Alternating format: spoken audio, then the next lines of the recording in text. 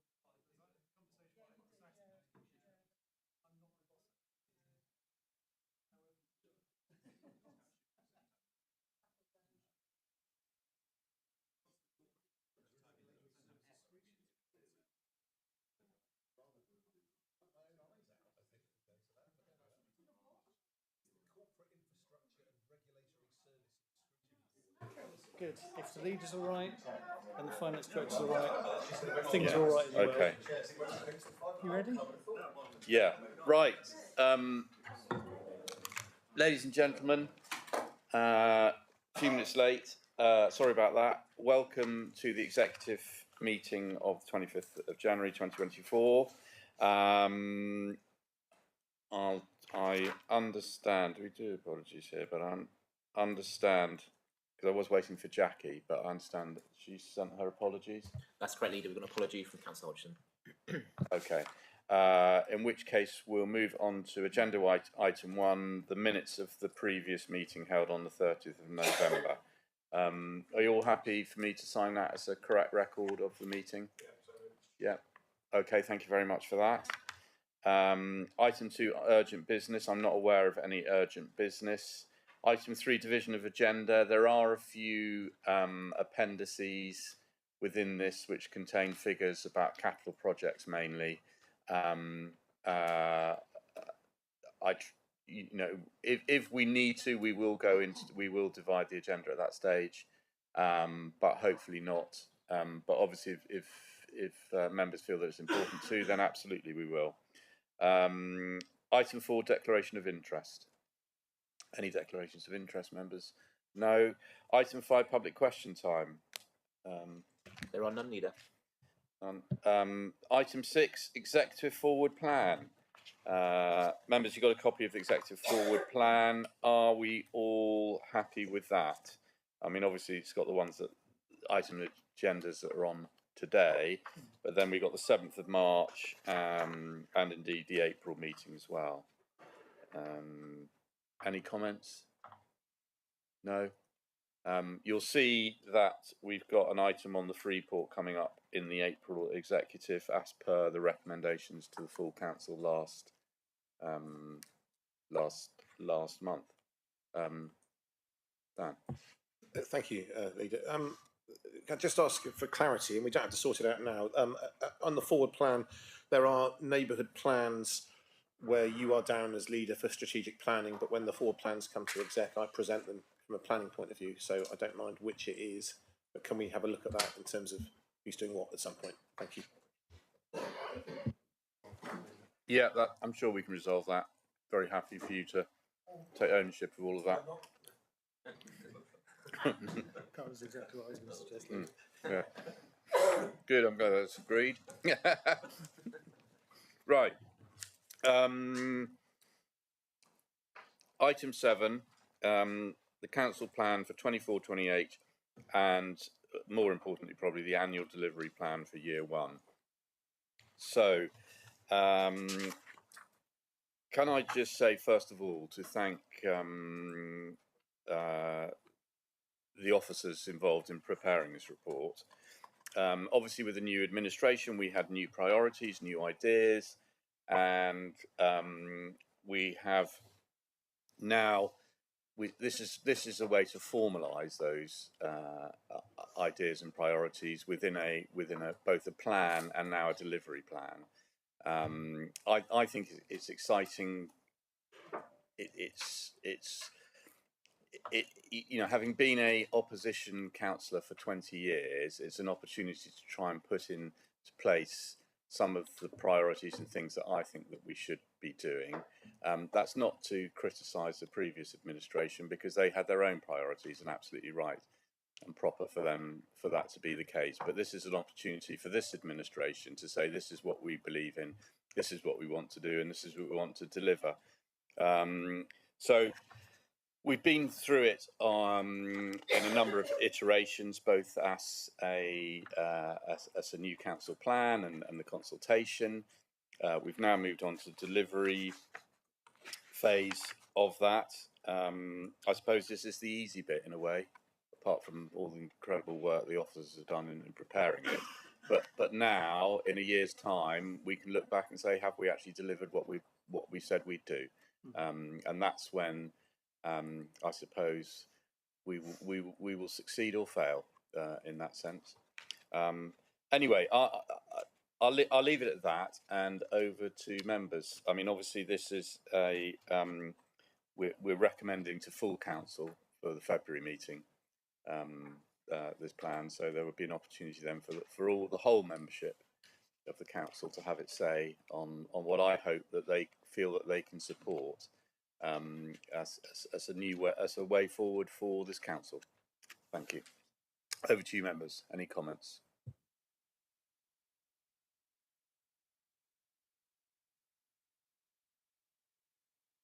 No? Sure. No, Denise, yeah. Is it questions or comments? Sorry. Well, I mean, questions and comments are really Nikki, but yeah, so. Denise, did you want? Yeah, it's just it's sort of fairly minor, I think, but I should say, because it involves potentially changing the wording of. I just was looking at in the housing plan 1.2 was the wording was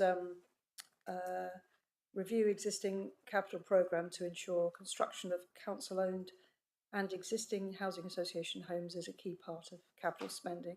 It occurred to me looking at it that it didn't necessarily wasn't as clear as perhaps it should be. So I've had a chat with Izzy and Julian and just that proposing that changes just for your information to review existing capital programme to ensure construction or purchase of council-owned or housing association homes is a key part of capital spending.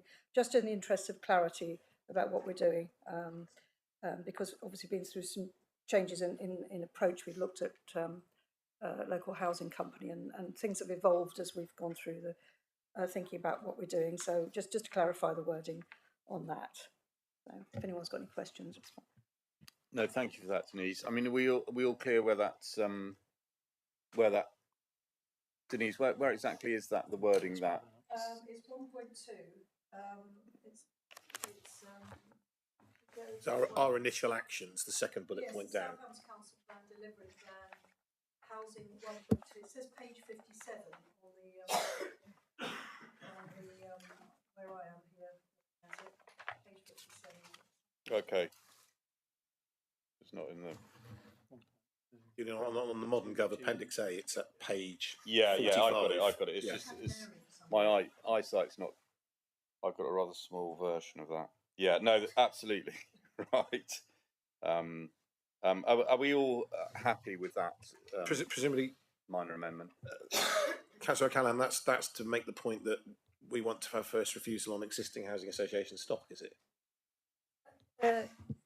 Yeah. Well, before it just said construction of council-owned and existing housing association, but it didn't say what about existing housing. Yeah. So you mean we'd want to buy the existing housing association? That's just why to clarify, yes, what we're doing to existing homes, and also to allow for more flexibility.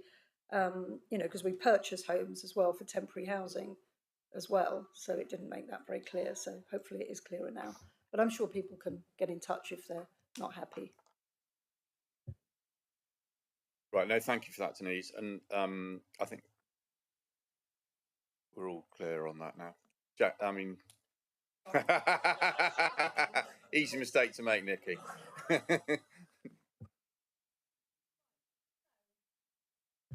Thank you for that. So I have sort of been through this. I'm going to say a bit today and leave the rest for full council because I think it needs more. I'm hoping to get some clarity after today. We have a real issue in the South Hams with affordable housing, and I believe it should be the #1 priority of this council moving forward. And it certainly has been for the past 20 odd years, and I don't think that should change, but that's my personal view. So if you look at 4.2, we're giving £500,000 of new council money to the Climate and Biodiversity Action Plan and 100,000 of new money to housing. That seems really disproportionate in terms of housing in the South Hams. So before I say any more, I want to make it really clear that I am not against climate change. I recognise climate change. I know how important it is, and I will always support climate change. I've worked for companies in the past who do eco, so I really do know the importance of climate change. I was looking at climate change 15 years ago, so I'm not against anything to do with climate change. That needs to be really clearly identified, because I think every time I say something about climate change, people's eyes go up and think, here she goes again, because she doesn't like she doesn't like what we're doing for climate change. I do. But if you go to the climate, there is a thing called Climate Action Council Climate Scorecards. And it's these scorecards are introduced by the Climate Emergency UK, and they are district councils' climate action scorecards. Last year, there are approximately 300 councils in the UK on this list. Last year, we were 20th out of 300 for our achievements for climate change. In Devon, the only council above us was East Devon. So I think that's pretty good going for a small district council, and I think we did a damn good job, whoever we may be, because I believe we did it as a council. And I think we did well. To be 20th out of 300 in the country is excellent. Having said all that, when we look at the delivery plan, the theme of climate change goes right the way through it, and I think it should, but not to the tune of £500,000. I am really against spending £200,000 on buying a plot of land to plant trees on. I think that we have such a crisis with affordable housing in this area, that £200,000 of affordable housing plots of land could actually bring us maybe 10, 20 plots of land for affordable housing. That money could be better spent. And when you've got a housing crisis like we have, and when you're so high up in the rankings, why would you be doing that? So I think some of the £500,000 from the climate and biodiversity pot should be switched to the housing pot. I've looked through. Oh, I just need to read notes. Hang on. So I'll keep on climate change and housing for a minute, because actually the rest of the action plans make perfect sense, and I'm really happy with them, and I see there are some really good ideas with them, and I look forward to seeing how they're going to manifest themselves and come forward. But having said all that, there are no measures of success.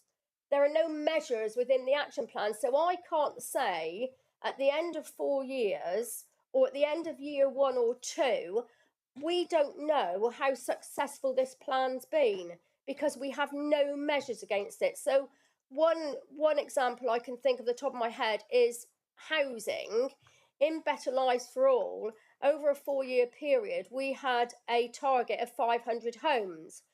And I think from memory, we built 538. So we could clearly see a target and an accession to, as we exceeded that target.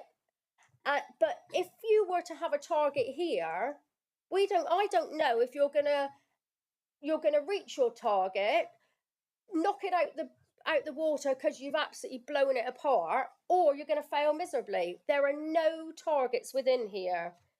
I'm all right now. I'm on a flow. So I urge you to put some targets in. We need some outcomes, and we need to look at the Climate and Biodiversity Fund. We don't need to spend. I think, being 12th in the country, we are already an exemplar council.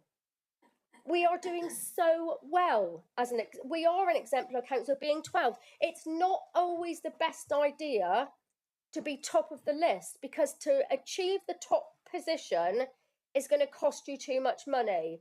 I would rather us snuck in somewhere a little bit further down on the back of other people's ideas and initiatives and their legwork, and use that instead of it costing us money to do it. And the other thing is Sustainable South Hams. I am not against Sustainable South Hams. I think they do a fantastic job, and the group of volunteers they've got in there now, and they've coupled together in such a short space of time, is exceptional.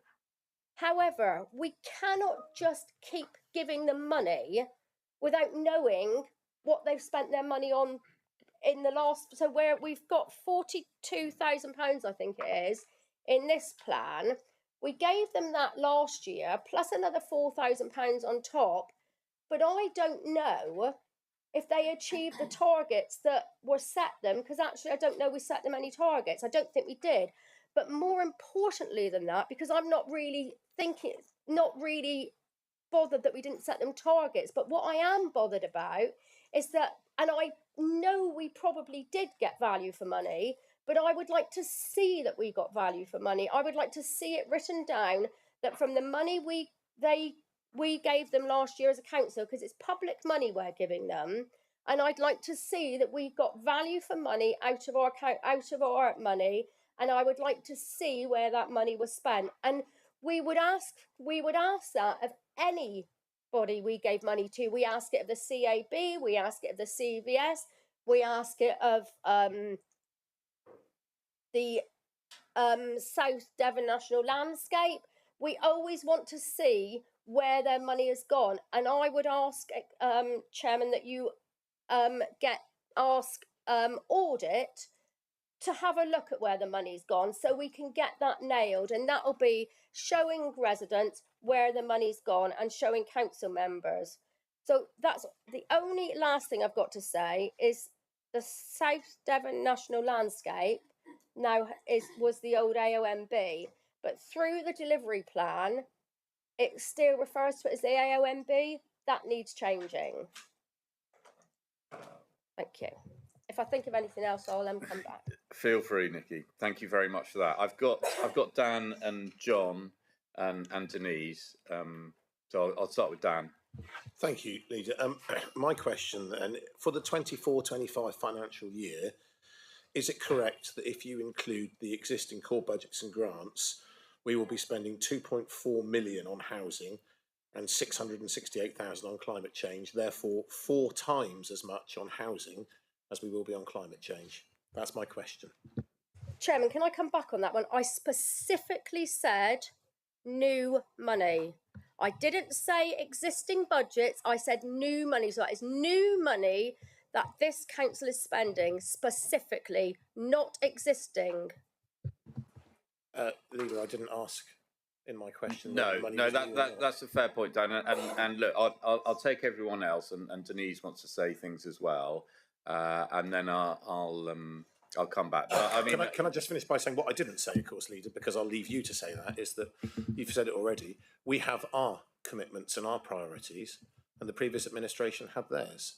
And I don't think we should be embarrassed that ours have climate change at number one and housing at number two. And the money, new, old or otherwise, reflects that list of priorities.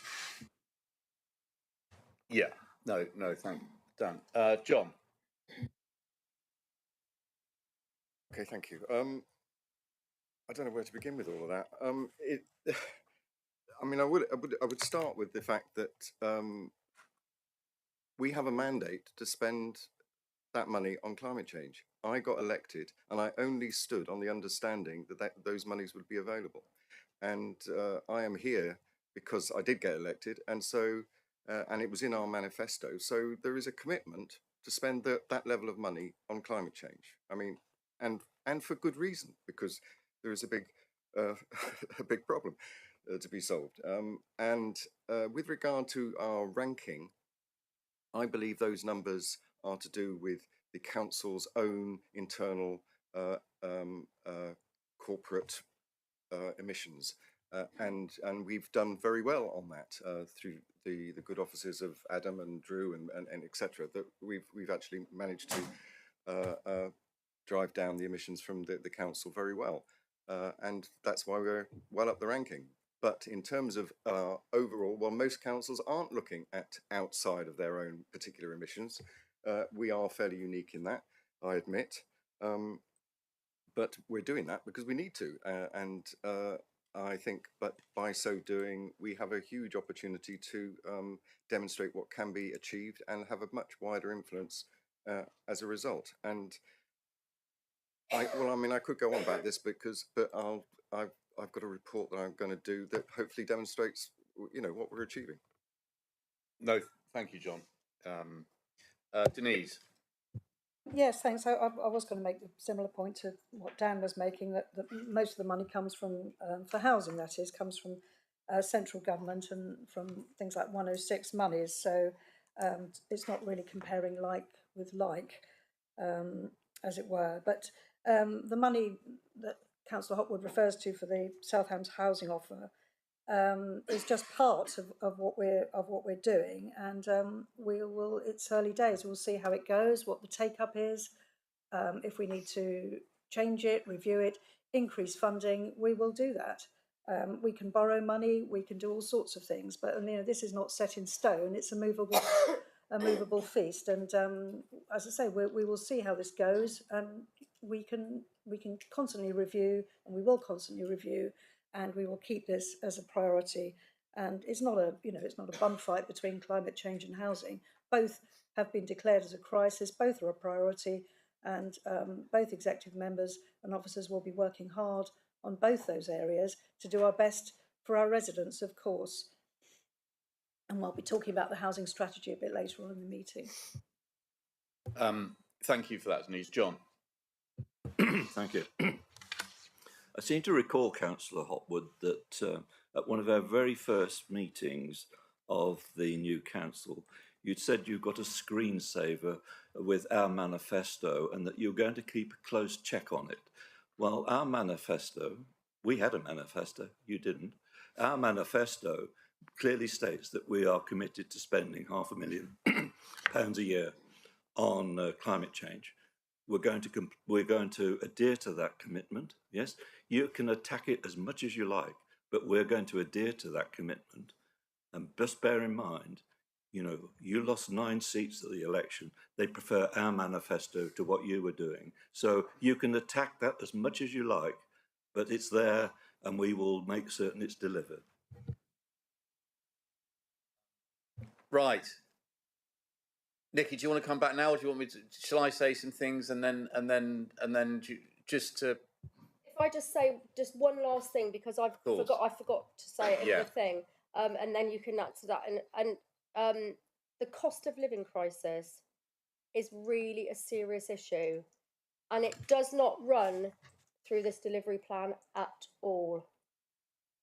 There is no mention of the cost of living crisis in the delivery plan, and if you throw everything else out the window that I've said. I know you've got a manifesto and I know you're going to commit to it.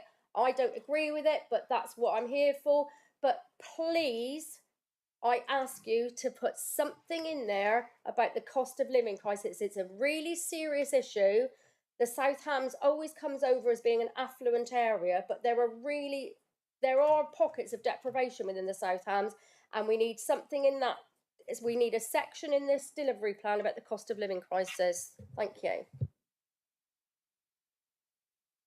you. Thank you, Nikki, and also thank you for your thoughts and comments. You know, I said we'd be an inclusive council, and it's absolutely crucial that we hear all voices from all parts. And in the same sense that I feel that Jackie will be our conscience on the Freeport, I feel that you very much will be our conscience on whether we are prioritising the environment and the biodiversity crisis to such an extent that we are failing in other areas. And you know, it's really good that you'll be there making sure that we don't fail on that. I think Denise made the point really, and John as well, that these are not mutually exclusive.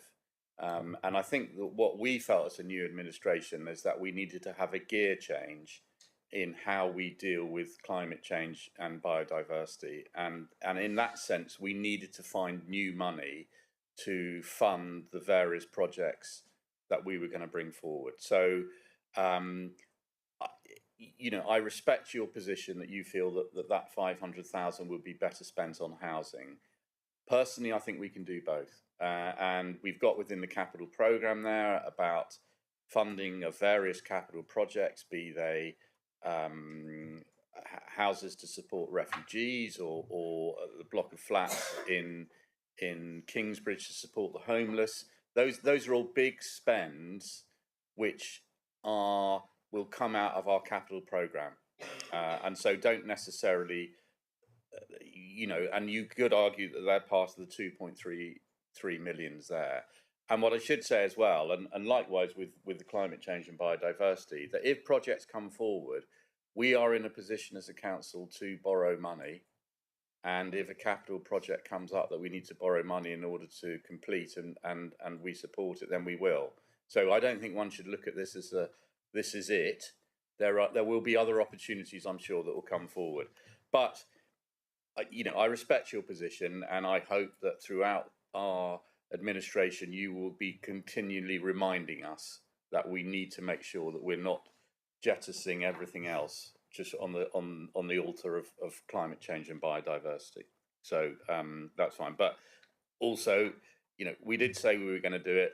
This is us doing it, and I appreciate that not everyone agrees with that. Just a couple of things. I totally take your point about targets and levels. If you go to page 32, 3.5, I think that hopefully, as this delivery plan starts coming to fruition, then we will see those targets coming forward, and they will be easier. And I absolutely agree with you. It's all very well having, we're going to solve our housing crisis. You know, we don't have hard and fast quantitative measures, and how do we know how well we're doing? But I think there, and also we're talking about, and it says here, little a formal review process for quarterly integrated performance management reports to executive. So every quarter we will be getting a report back on how we were doing against that delivery plan, and that will start to introduce the data with which and metrics with which we will sort of measure ourselves as to how we're doing.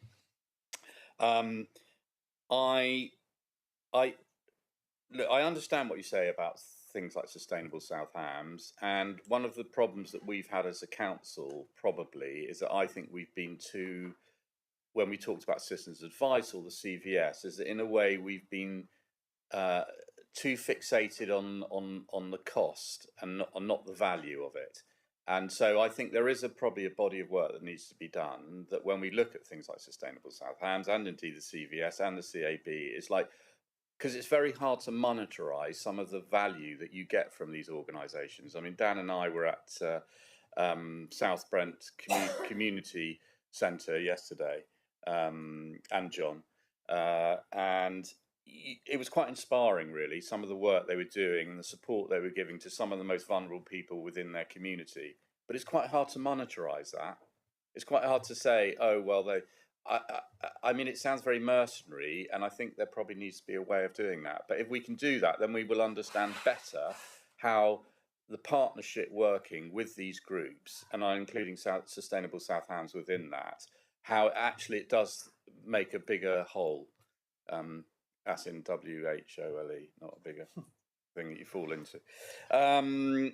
Look, really, again, Nikki, your cost of living plan crisis, I think absolutely right, and we probably need to formalise that a bit more. I mean, I'm delighted to say that we do have within, on agenda item 12, our council tax discounts and the reduction scheme, which is in a way giving some support, obviously not enough, but I think you're absolutely right that it is probably a gap within our plan, and in that sense, that's why it is a dynamic and evolving plan, and it may be something that we need to develop more.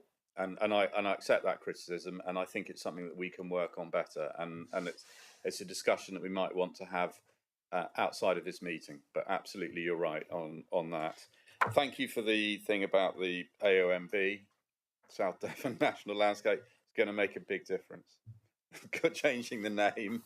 I mean, crikey. There we go. But anyway, there we are. Look, those are some of the points that I would make. I just finally by saying that I think that, and this is also in to thank the previous administration, that here we are in a position where many councils are going to the wall, government grant is being cut. And we are producing a delivery plan and a council plan where we're actually putting new money in. And then when we go onto the budget, we'll see that we've got a balanced budget without making any cuts. And I think it's a fantastic achievement of the officers and this council and the previous administrations before that we're in a position to do that. And I think it's an exciting time for this council that when others, and lucky as well, well, I say lucky, you say, well, it's hard work from your point of view, that we find ourselves in this position, that we can do lots of the things that we want to do. If we didn't have any money, we couldn't. And so we would be struggling. And if you look at, Somerset next door and all the drastic cuts they're having to make. So I really appreciate that. And, and pay tribute to the previous administration that leaves us in this position. Anyway, with that said, I don't know any more, Nikki. Of course, there's more. Yeah. You nearly were nice, and then you had your little quip about the AOMB. But it is important for a council to get everything right, names as well.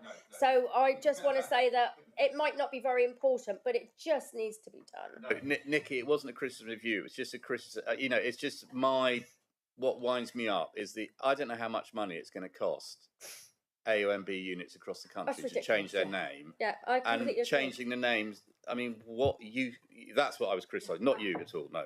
No, and I completely understand that. But I understand you have your own mandate, and of course you're going to deliver. You're going to try and deliver on it, because not everything can be guaranteed. But you're also going to, and I'm glad to hear that along the way you're going to be flexible in it. I really hope you do put something in about the what's it called? Cost of living crisis. What I am really disappointed at, but I understand it's your mandate, is that you put climate change as your top priority and not housing. That's a shame. And I really will stand on that one. And I'm disappointed. I think they should have been the other way round. I think housing should always be a top priority of this council, and climate change should be second. So that is a shame. And there is one note that I missed. Under housing, you've not mentioned the Housing Commission, which has been set up to look at the delivery of affordable housing in Devon. I think that should go somewhere in the housing part of the delivery plan, only because it would be good to see what benefit it brings to us.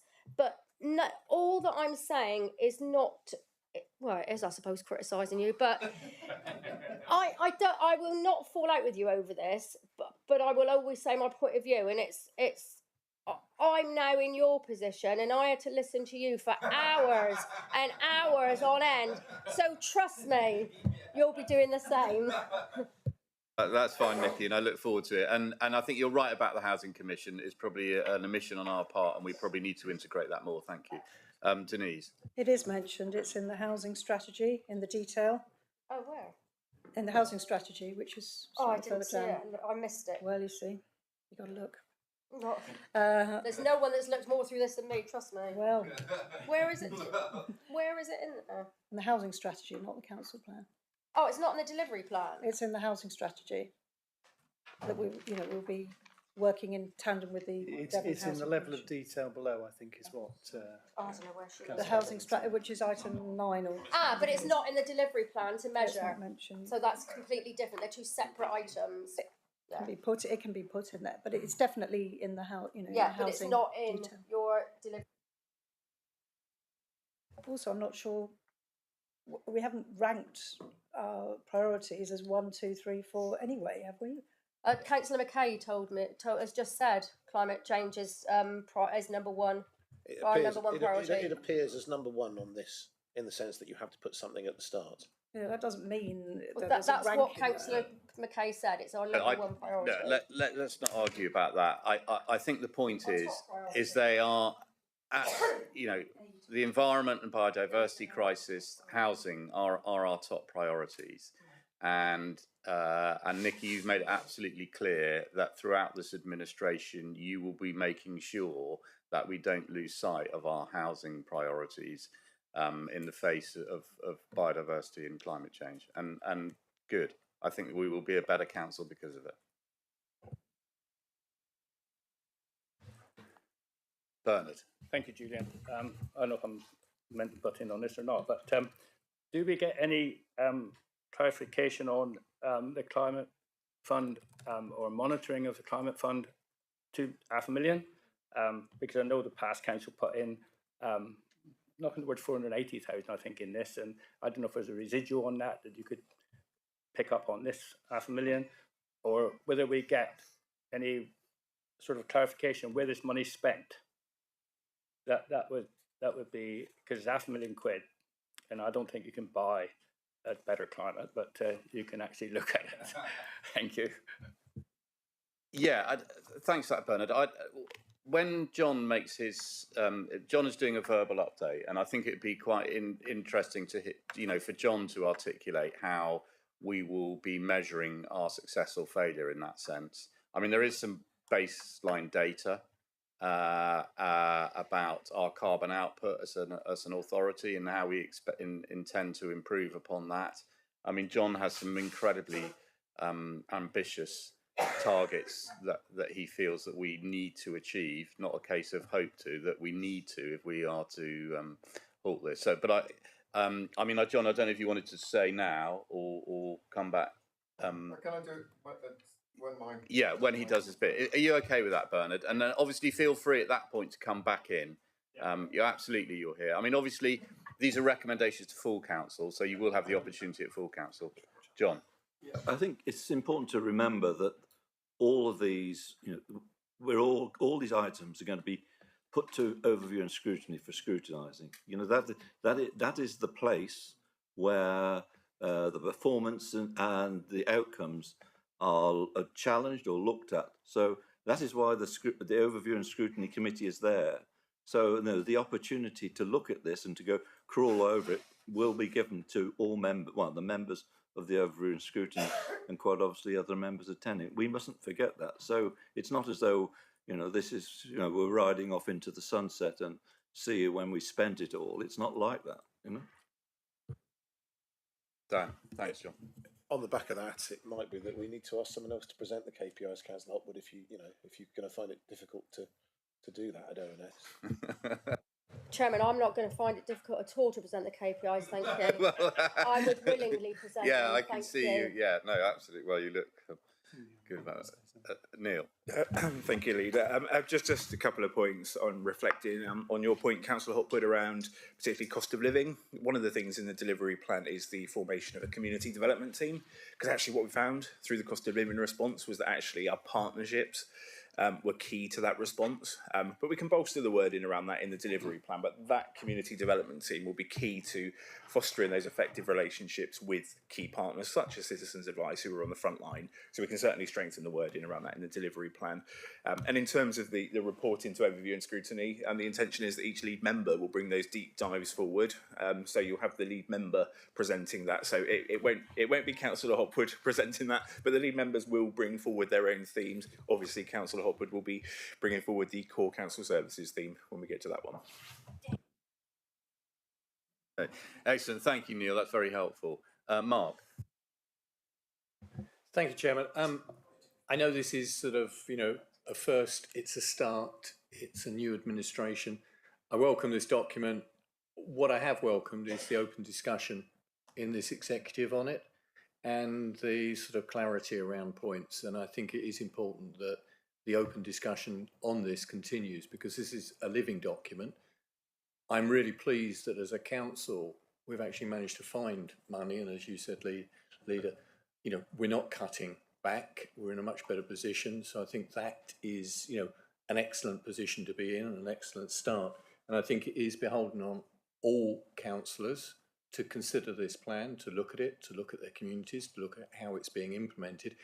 And if there are changes, if there are problems, bring them forward. And what I really like about today is the open discussion that has been had, the acceptance of points there. And I think this is just a case of let's carry on doing this and achieve what we can achieve for our communities. This is a start.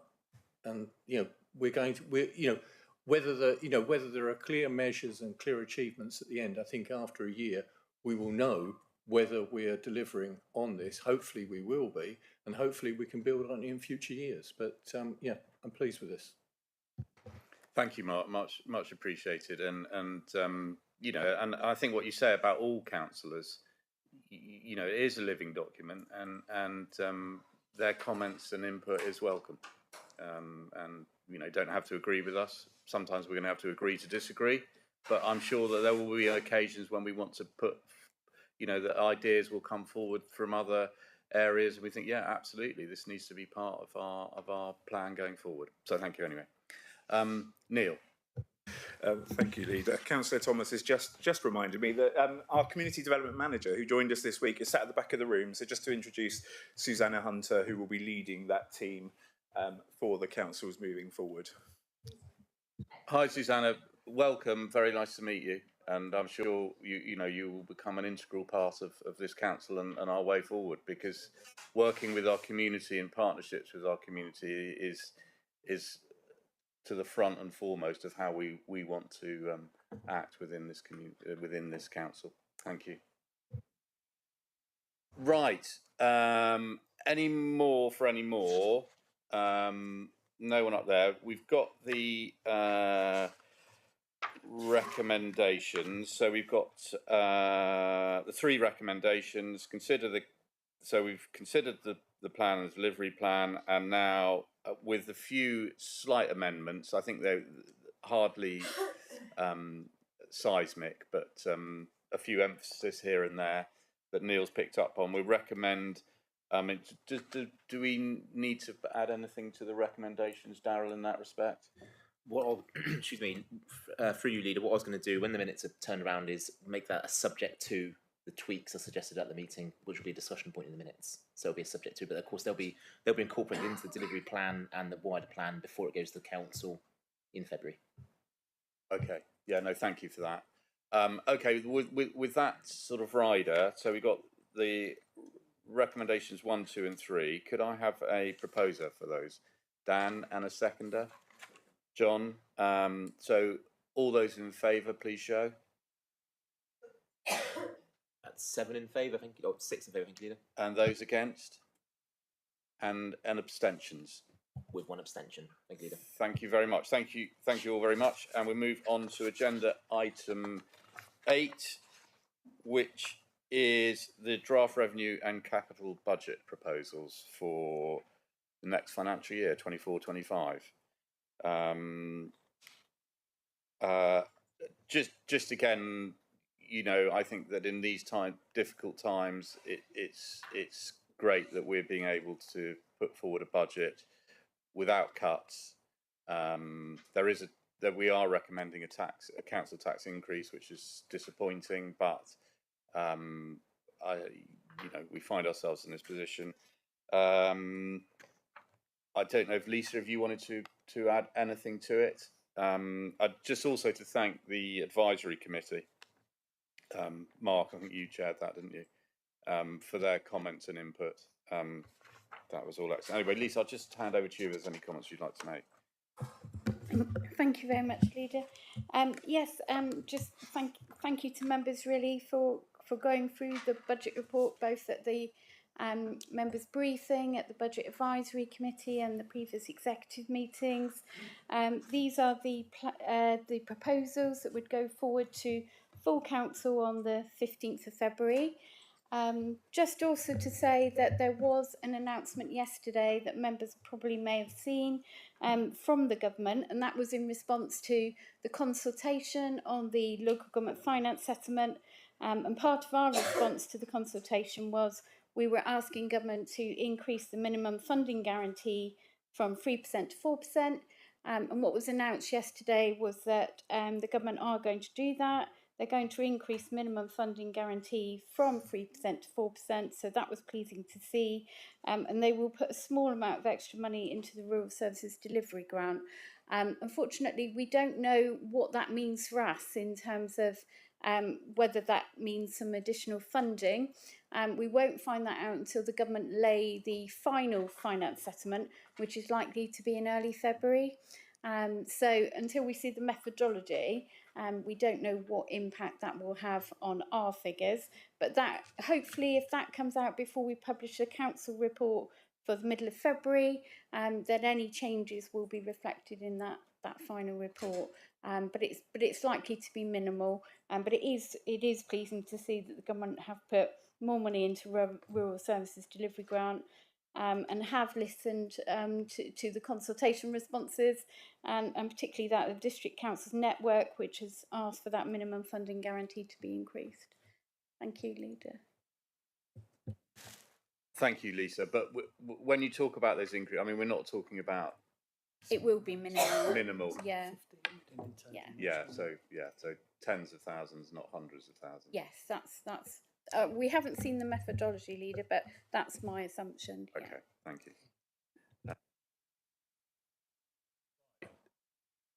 Members, again, this is a recommendation to full council for the February meeting. Any comments, questions? John? Yeah. Not wishing to hurry the meeting along, that we seem to have crawled over this budget for the last month, and bearing in mind it is going to full council, I'm just wondering whether do we need a rehearsal for full council, or can we go straight to the vote, unless there is a member who desperately wants to speak. Well, I'm oh. Nikki. No, thanks, John. Thank you, Chairman. It will come as no surprise to you that I cannot this year vote for an increase in council tax. We are in the midst of a cost of living crisis, and although I did vote for it in previous years, I think now we're really stretched. So I would ask that you could I please, when we come to the recommendations, could you vote on the council tax one separately and then take the others on block? The other thing in 3.34, which is to do with the money that this council did an amazing job at lobbying with the previous leader, Councillor Pearce, and I believe our chief executive, lobbying the government for this council tax, 200% council tax on second homes. Fantastic. What a shame, though, that we're only going to get 800. Only is not the word to use, but we are getting £800,000 of it and not the full amount. I've brought this up before, but I can't remember what the answer was to the question. So, are we as a council actively lobbying? That's right. We were lobbying the government. I think we should be lobbying Devon County Council, because I think if Devon County Council have got the flipping cheek to take our 200% second homes money off us as a district council, then they've got a damn nerve. It's our money. They have nothing to do with second homes. They don't pick up any of the, they don't pick up anything from second homes. We have to look after the waste. We have to treat them as, it frustrates me. I can't even get my words out because can we please lobby Devon County Council and ask them what the heck, can they please think about giving us some of their money from their second homes? I know they're not going to, and we need to be asking at every opportunity. Thank you, Nikki. The first point, absolutely, we can take recommendation little one separately. On 4, and then the second home council tax, and I'm sure you can make those points to John when he turns up at your parish council.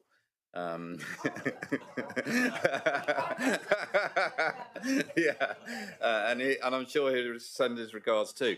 Can I just say that on that, we are absolutely lobbying Devon County Council in that respect. We're not doing it in like give us all the money, but what we are saying is that money should be ring fenced for housing. Fantastic. And that's what we're doing. And we've had one preliminary meeting with John and the chief exec county, and a few district council leaders as well. And let's just say they didn't say no at that stage. So that's where we're at. But absolutely, we're on that. And it's a shame. Yeah, it would have helped if government had put it in the primary legislation saying that that's got to be spent on housing, but they didn't. So we will do our best, absolutely. I mean,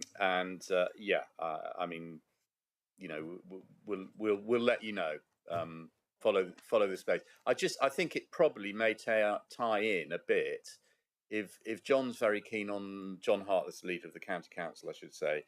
He's very keen on the devolution deal, and I think that may have there may be some tie in there. That if you're going to do a devolution deal and you're talking about housing, well, here's an opportunity to show you put your money where your mouth is. So yeah, but no, thank you for that, Nikki. Any other points? No. In which case, and again, thank you to Lisa and your team for all the work you've done. Really appreciated. And it's thank you, Pauline, as well. It's like I say, compared to other councils, we're in an incredibly fortunate position, and it's great to see that we're in this position to have a balanced budget without making some of the horrendous cuts that other councils are having to make. So that's good news. Right, so we will do. So agenda item, we've got the recommendations, and we will take one little one separately, and then the other 8 together. So I'll propose the recommendation regarding increasing council tax by 2.99%, equivalent to 11 pence per week per household. I'll propose that. Dan, you second it. Can I see all those in favour, please show? That's 7 for part 1 of the recommendation. Thank you, leader. And those against? With 1 against. Thank you. Thank you.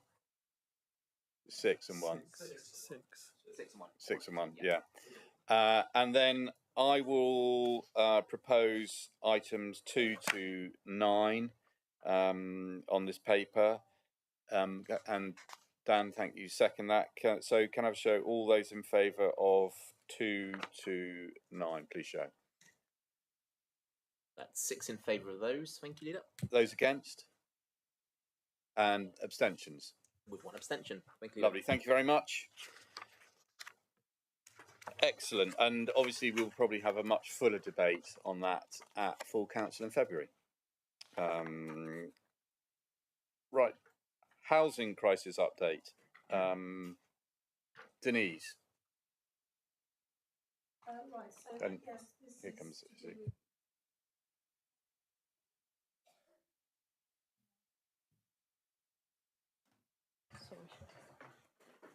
Yes, thank you. And this is to do with the housing strategy and homelessness strategy update. Quite a lot of detail in that, as we've mentioned before in the meeting. Yeah, we have got the head of housing, Izzy Blake, here to give more detail if necessary on it. There's a lot of detail. We have a housing strategy and a homelessness strategy running in tandem. It's compulsory to have mandatory to have a homelessness strategy, and best practice to have a housing strategy as well, particularly when it's a priority for the council. Along with climate change, we have the housing crisis as a priority. They're both a priority, they're not rivals, as has been mentioned before. We have an action plan for 24 to 25, in which we have combined both the housing strategy and the homeless strategy to try to keep it as simple as possible to follow.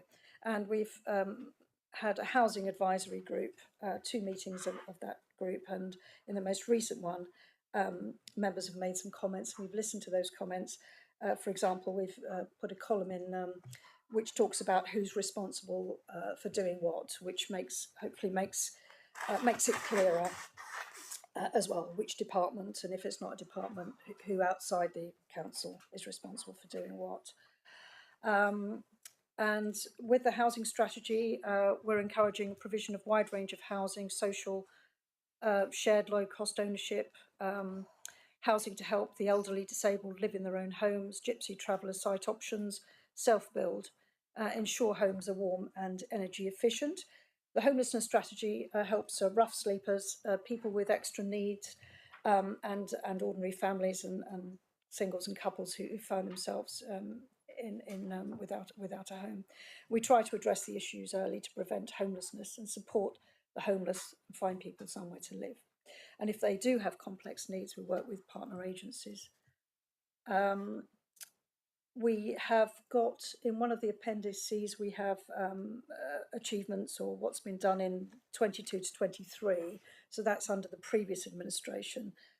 So that's what we've been doing up to date. There's also 23 to 24, which is where we are now, and a report is due on that to councillors in the summer.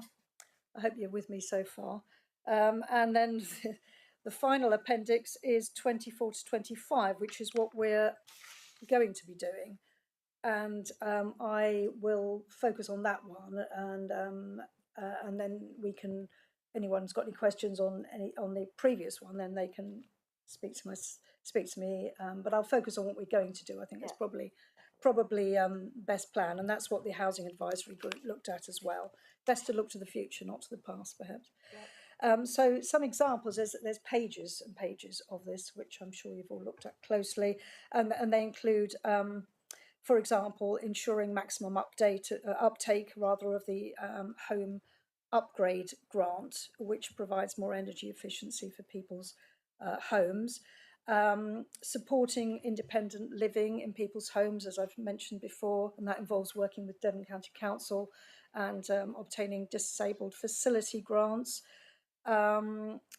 Introducing a holistic support worker for those in temporary accommodation, increasing housing supply on brownfield sites, lobbying on second homes and holiday lets to register and license them, and potentially limit them through the planning system, and that's lobbying central government. Assisting parishes with neighbourhood plans to prepare, for example, principal residence policy where appropriate. Invest in council-owned temporary accommodation. I think Councillor Brazil mentioned this earlier. We are purchasing the Westfield flats in Kingsbridge. There are 10 beds, I stand to be corrected, but there are 10 beds there, so that's excellent news. Reducing the reliance on pay nightly bed and breakfast. It's an increasing cost for this council, as it is for other councils. And we need to be tackling that. And we've also had the local authority housing fund, and we've bought 11 units of temporary accommodation, a lot of them in Sherford, many of them for refugees initially, grants for refugee housing, Ukraine and Afghanistan refugees, and they will be later used flexibly for our communities. We have the aforementioned South Hams housing officer to help communities identify and work on affordable housing projects in their area, and to ask landowners to provide, either donating or providing at reasonable cost, plots of land for affordable housing for their communities. We are looking to review the joint local plan for affordable housing thresholds, to provide more affordable housing, and to try to have an area-wide primary residence policy if we can. We're looking to investigate sites for gypsies and travellers. I know Councillor Hodgson, who's not here today, was mentioning that at an earlier meeting. And we're working with registered providers, social houses, housing associations, to minimise disposal of housing, which is a big concern. And Councillor Brazil and I met the CEO of Live West to discuss this, and we have asked, and they have agreed to contact us as a council before any plans to do so, to see what we can do about it together, to try to avoid disposals, because particularly in rural areas we need those houses and we do not want them disposed, so we can see whether they can be retained. The impact is most acute in rural areas. So there are a number of other things that we're doing, but I don't know that you want me necessarily to go through it line by line. And we're also working on our council-owned site in Kingsbridge, again in Rope Hawk, working with the Hastow Housing Association. So that's just some points on what we're doing and what we're going to be doing, and I'm sure there'll be more to come. Thank you, Denise. I mean, and thank you for all your work, and Izzy, for all the work that you're doing in this area.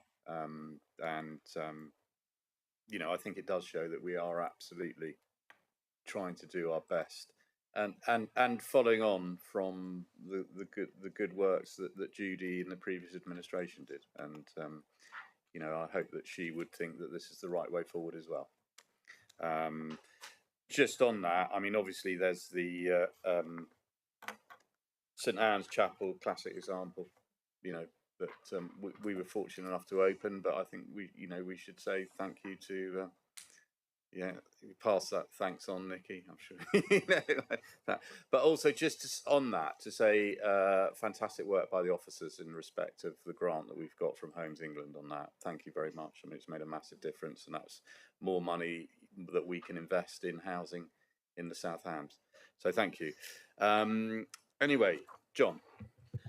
Yeah, I wonder if I could comment on the item that's on page 143, which is actually page 12 of the appendix, is it appendix 2, which says, and it's the housing strategy task, which says planning officers will consider the housing crisis as a significant material consideration in the determination of planning applications for affordable housing schemes and areas with identified housing needs. And then at the end it says housing strategy policies, using strategic planning policy to ensure sustainable housing growth. It's just as a result of a substantial planning application that's been made in Totnes, and looking at this, I really think this needs toughening up. I think it needs to be stronger, and it needs to put the council in a stronger position. And I'll tell you the reason why. There's an application that has gone in for Baltic Wharf at Totnes, and included within the application there is 194 dwellings. The developer in its application is not offering any affordable housing at all. In fact, it's produced a financial viability study which says, because we're only making £13 million, really we can't afford affordable housing. And on top of that, just to rub salt into the wounds, they then go to say later in their application, and I quote, if SHDC agree to the use of grant funding from Homes England, it is proposed that a minimum of 16% of the dwellings will be delivered as affordable. In other words, if the developer who's making £13 million can manage to persuade Home England to cough up, then they might be able to provide us with some affordable housing. Now, I think, in my view, that is totally unacceptable, and I think we as a council need to resist this approach. Now, if I could just remind you as to what the JLP says on this. JLP policy Dev 8, item 3 says, and I quote, within the whole policy area, a minimum of at least 30% on-site affordable housing will be sought for all schemes of 11 or more dwellings. And the final sentence says, off-site provision or commuted payments in lieu of on-site provision will only be allowed where robustly justified. Where robustly justified. There's no case here of it being robustly justified or even if money's being offered.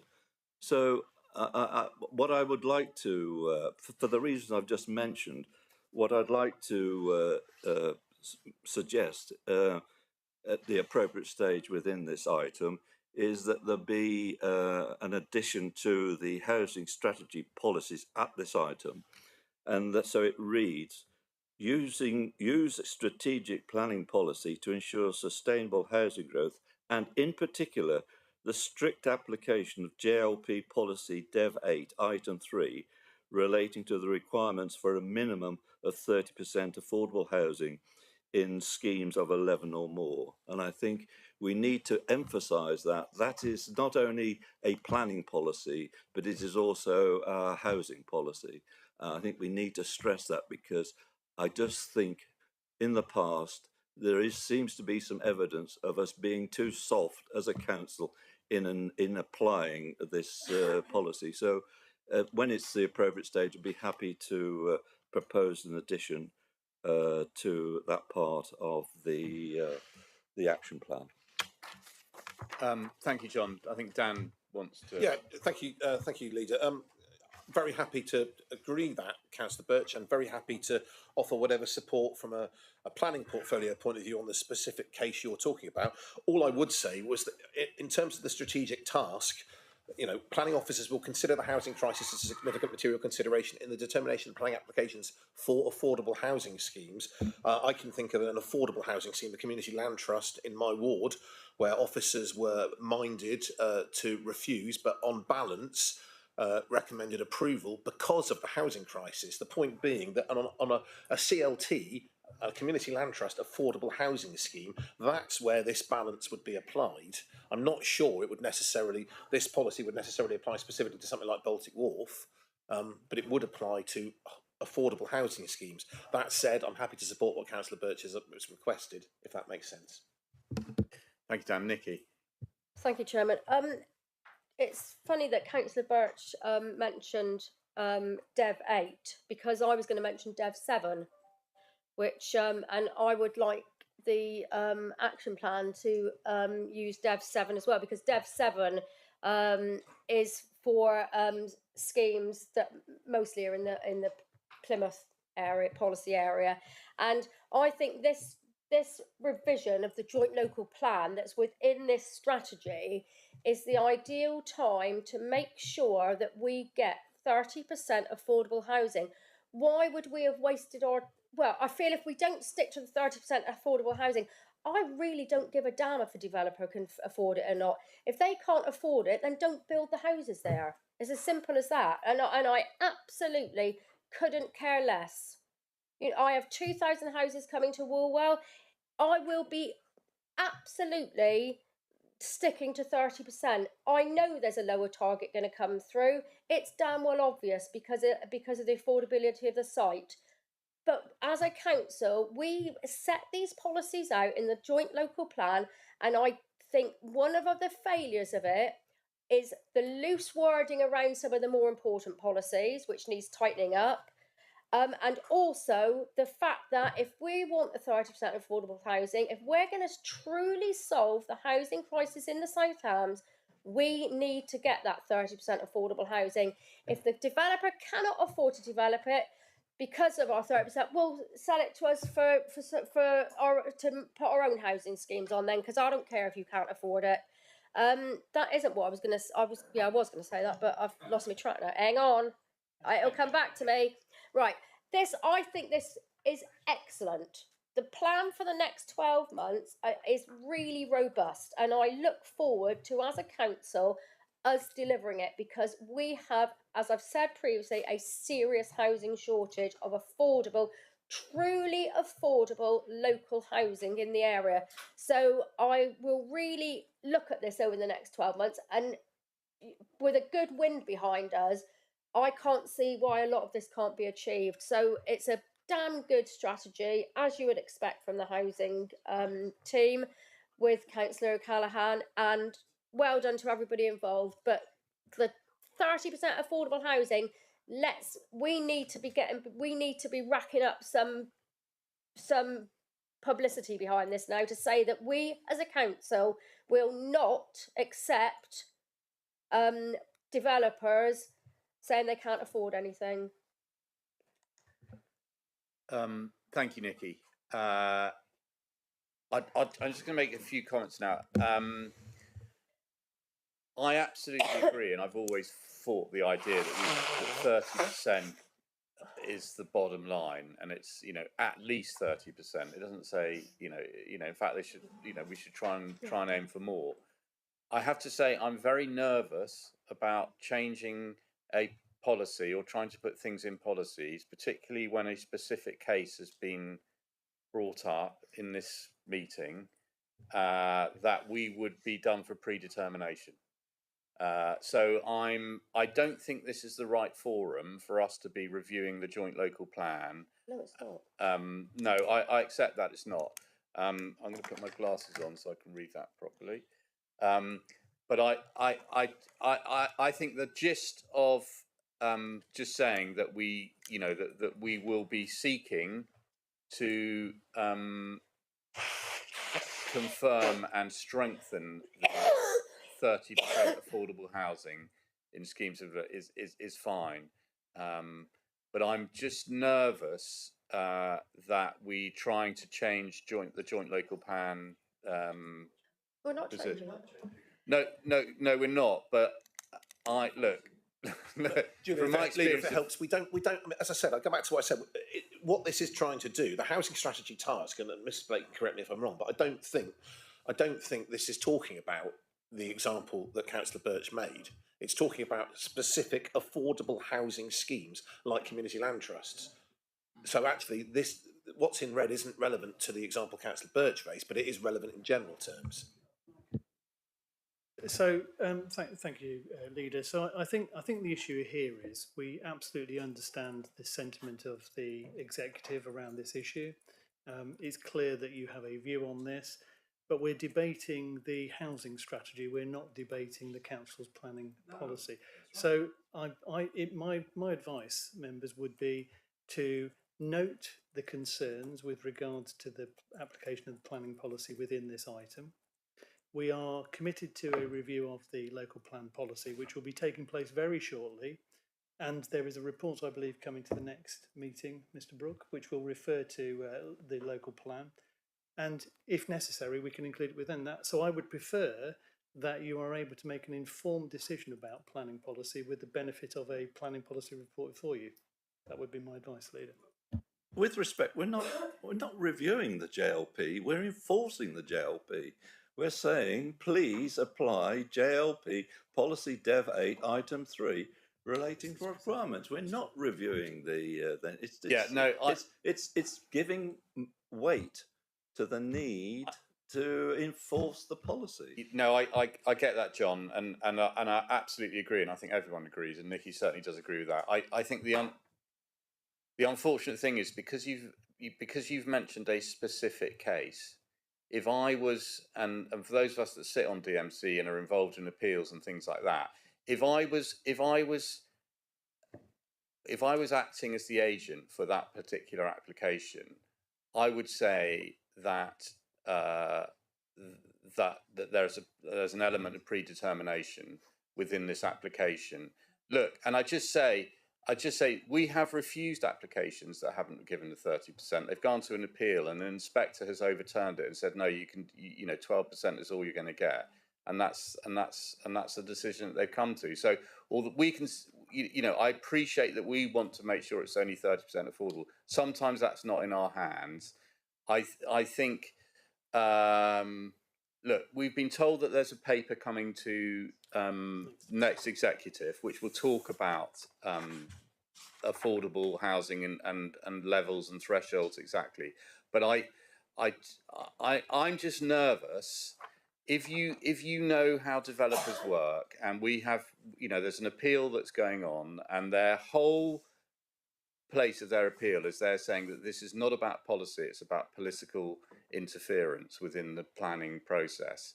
And I just feel that we've given them an opportunity here. I would play that clip that we've had here in the executive to the inspector, because it's just, their job is to pay their representatives serious amounts of monies to find reasons why they can get away with things, and I think that we may have just weakened our case slightly there.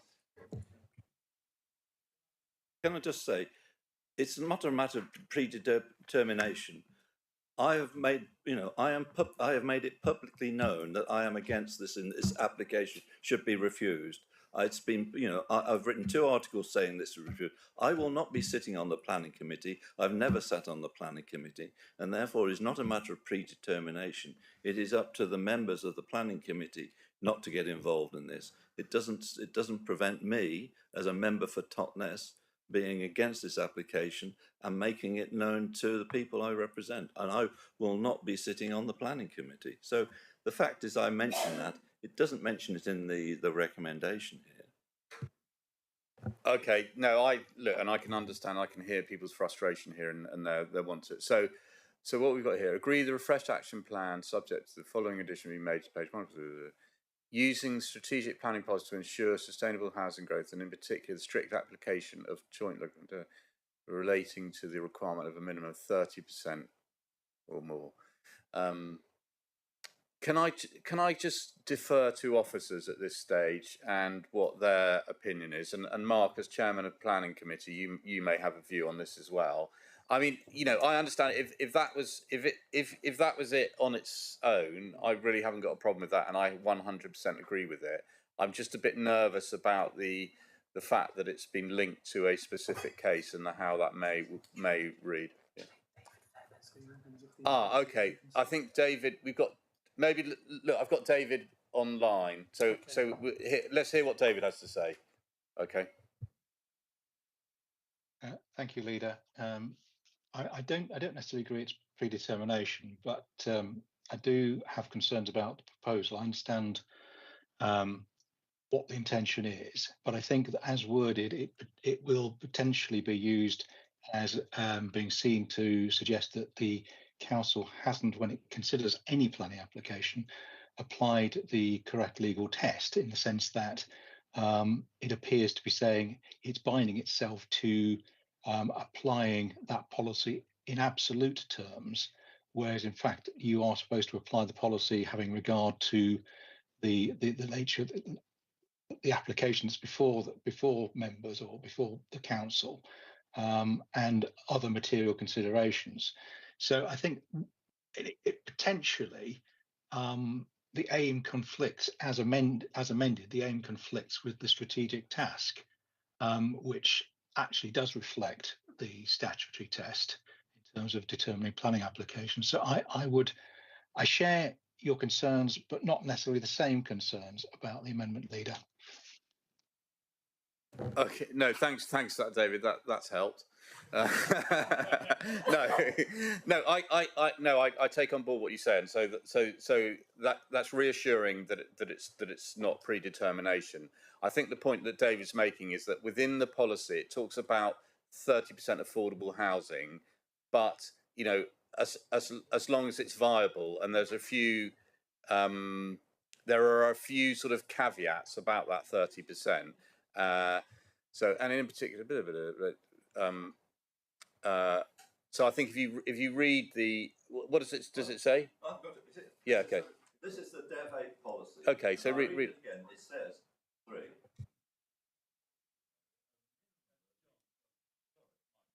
Apologies. Right, I'll read. This is Dev 8. We're heading meeting local housing needs in the thriving towns and villages policy area. Item 3. Within the whole policy area, a minimum of at least 30% on-site affordable housing will be sought for all schemes of 11 or more dwellings. Full stop. And that's what that's all I'm asking, just to make certain that John, can you? I think we need to hear it all because, and also it will be sought. I mean, you know, all right. The planning rules are very, you know, they couch it in language which makes it very tricky for us to say 30% or nothing.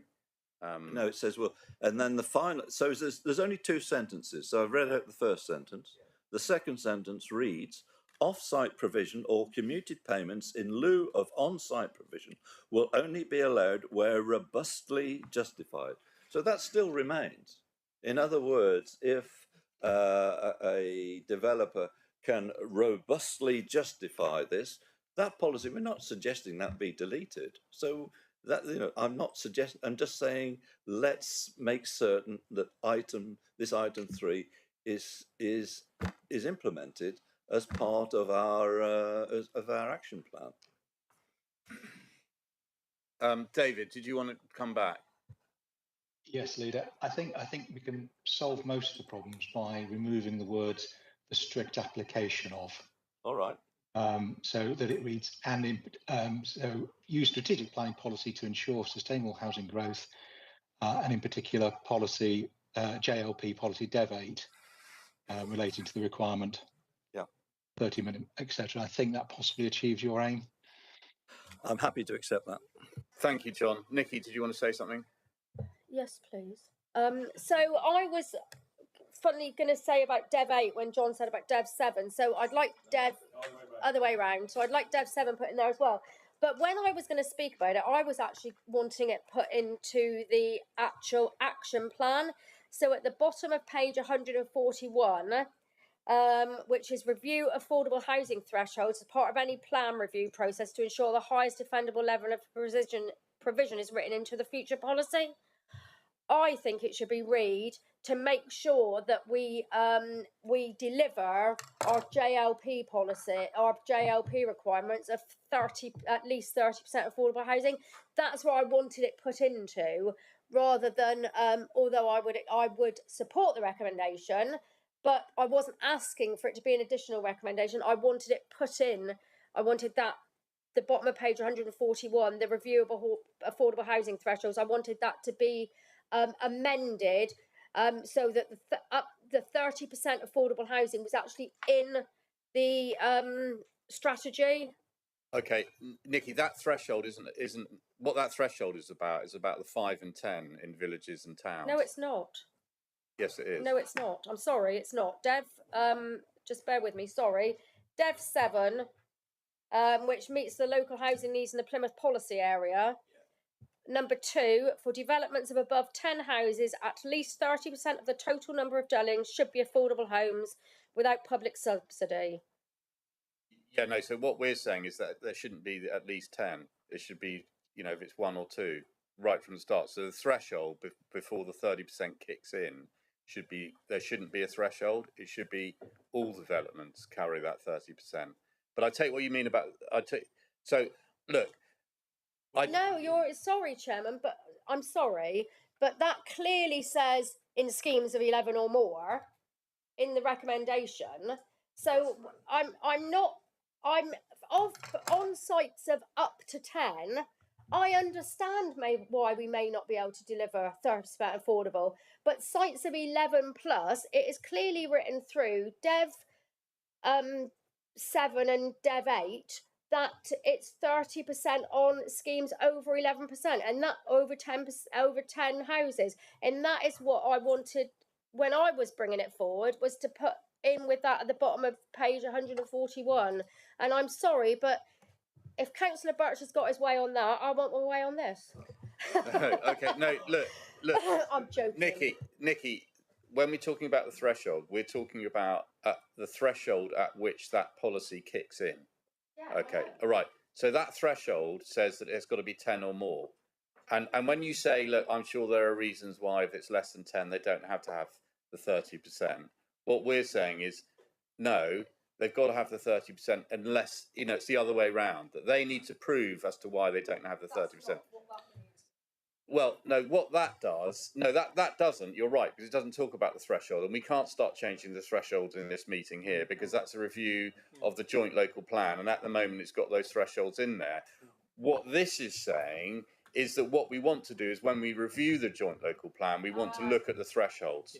So I apologise. No, that's right, Nikki. No, that's fine. And it is, you know, it's a shame. So I'm hoping that what John's agreed to there, and thank you, John, for that, is that we're all happy with that.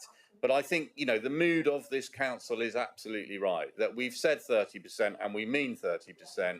And if you go outside of that, you've got to have some pretty damn good reasons. And quite frankly, the viability test is yeah, I mean, we struggle with that. So, look, rather than go into debate more about the joint local plan, are we happy with that? Are there any other points that people want to make on the house? Because I don't want it to. No. Can I just say before we wrap this up? You know, again, thank you so much to Denise and Izzy and the team that have put forward this housing thing, and I'm delighted that Nikki, you know, you're right behind it, and it is building on the work that the previous administration and especially Judy put in motion, and we are continuing that work and look to deliver what our local communities need. And that's genuinely affordable housing. Any more for any more? No. In which case, you've got the two recommendations in front of you with the amendment on the end there. It needs to have Dev 7 in it as well. Exactly the same as Dev 8, but it's for the Plymouth policy area, and some of the South Hams is in the Plymouth policy area, not in the thriving towns and villages.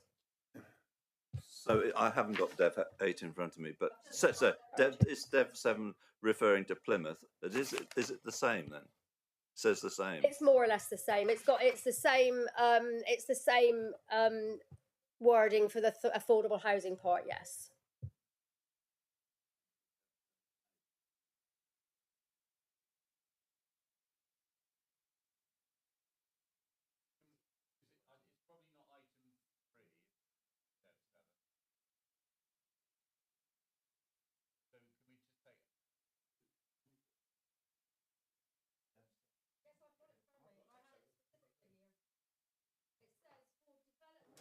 For developments above 10 homes, at least 30% of the total number of dwellings should be affordable homes without public subsidy. And that's within.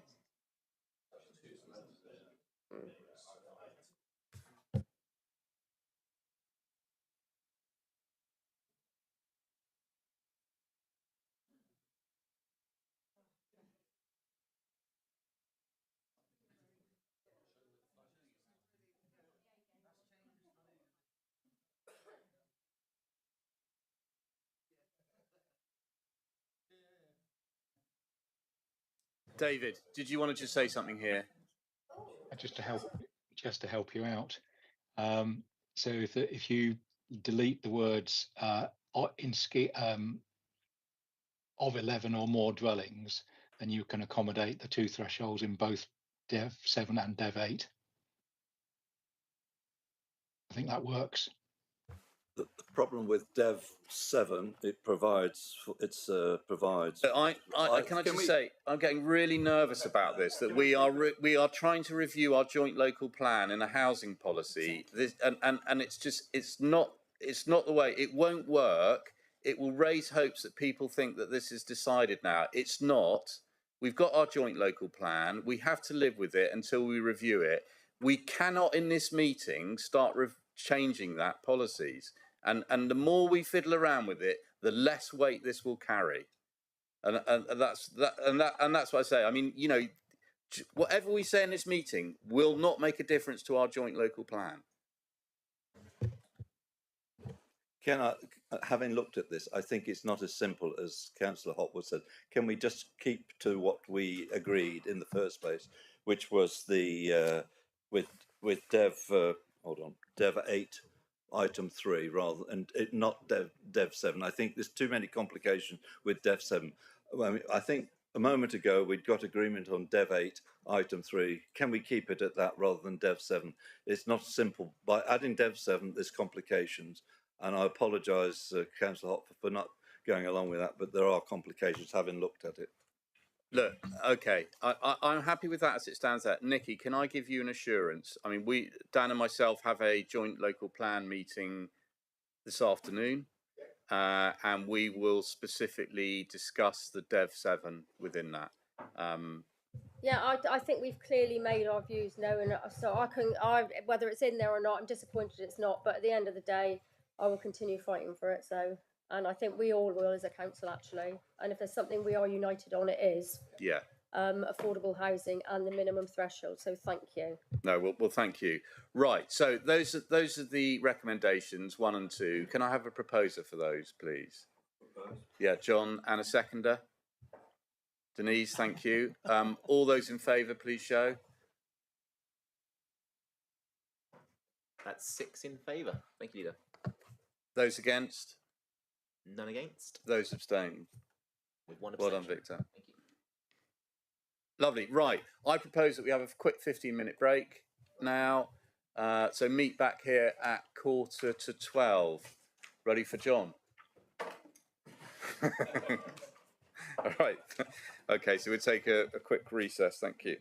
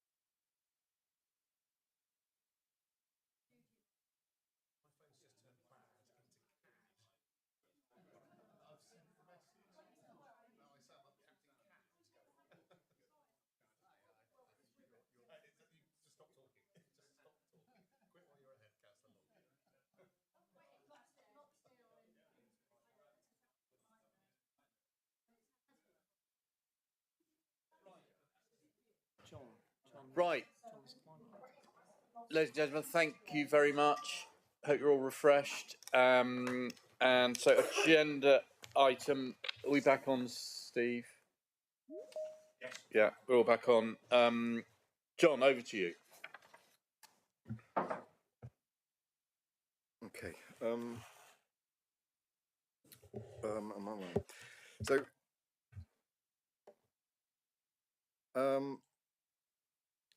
since the symposium, which you'll have all received the notes from that that we held on November the 10th.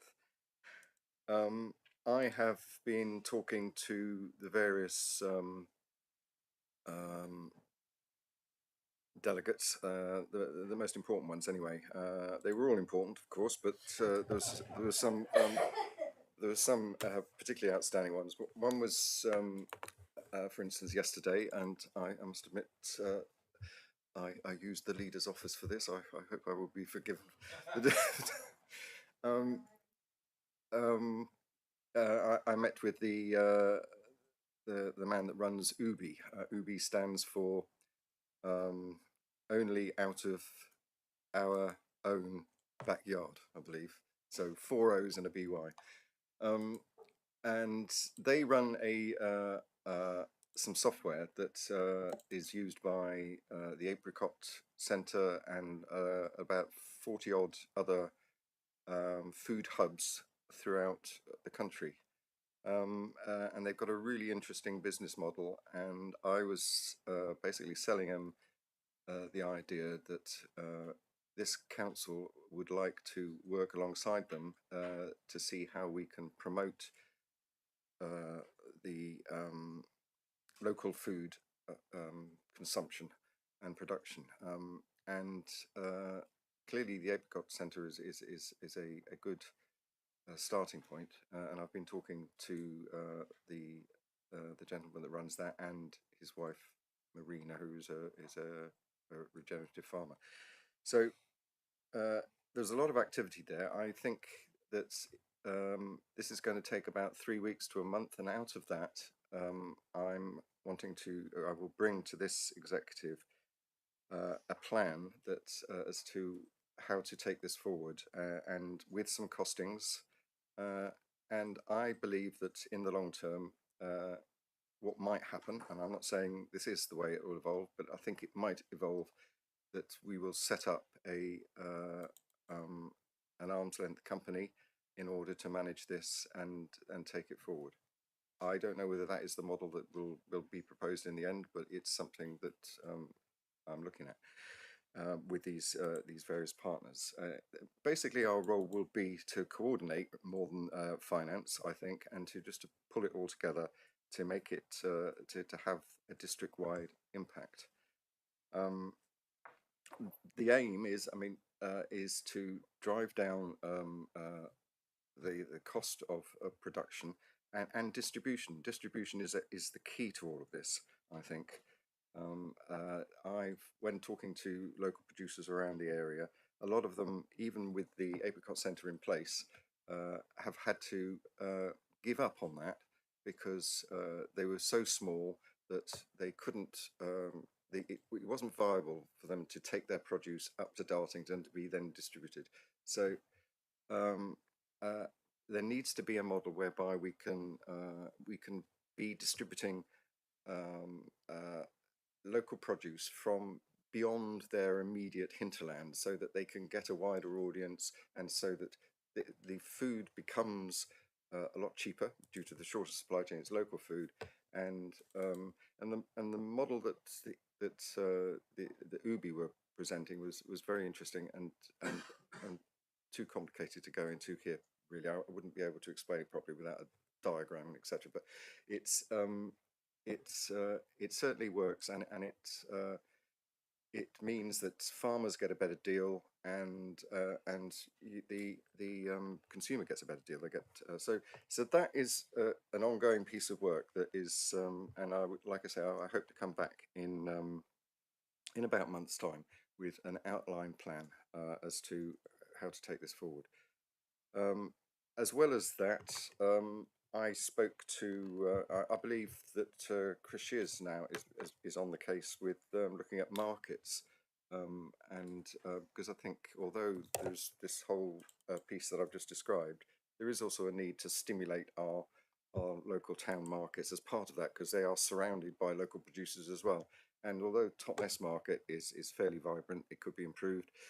The other ones are really quite miserable, and there's a huge potential there. And I know that Chris is looking at it, and I believe he's going to see a market up in. I believe Mr. Brooks recommended that he go to Stroud. I don't know anything about this, but there is a model market up there that maybe we can learn from. I'd like to hear more about that, really. So there's all of that going on. The other thing that I've started to do is in the sort of the biodiversity part of it, the piece is talk to the various organisations that are involved with rivers. There's a clear need that's come out of various conversations that I had, and since so I've now convened a meeting in next week. It is, I think, of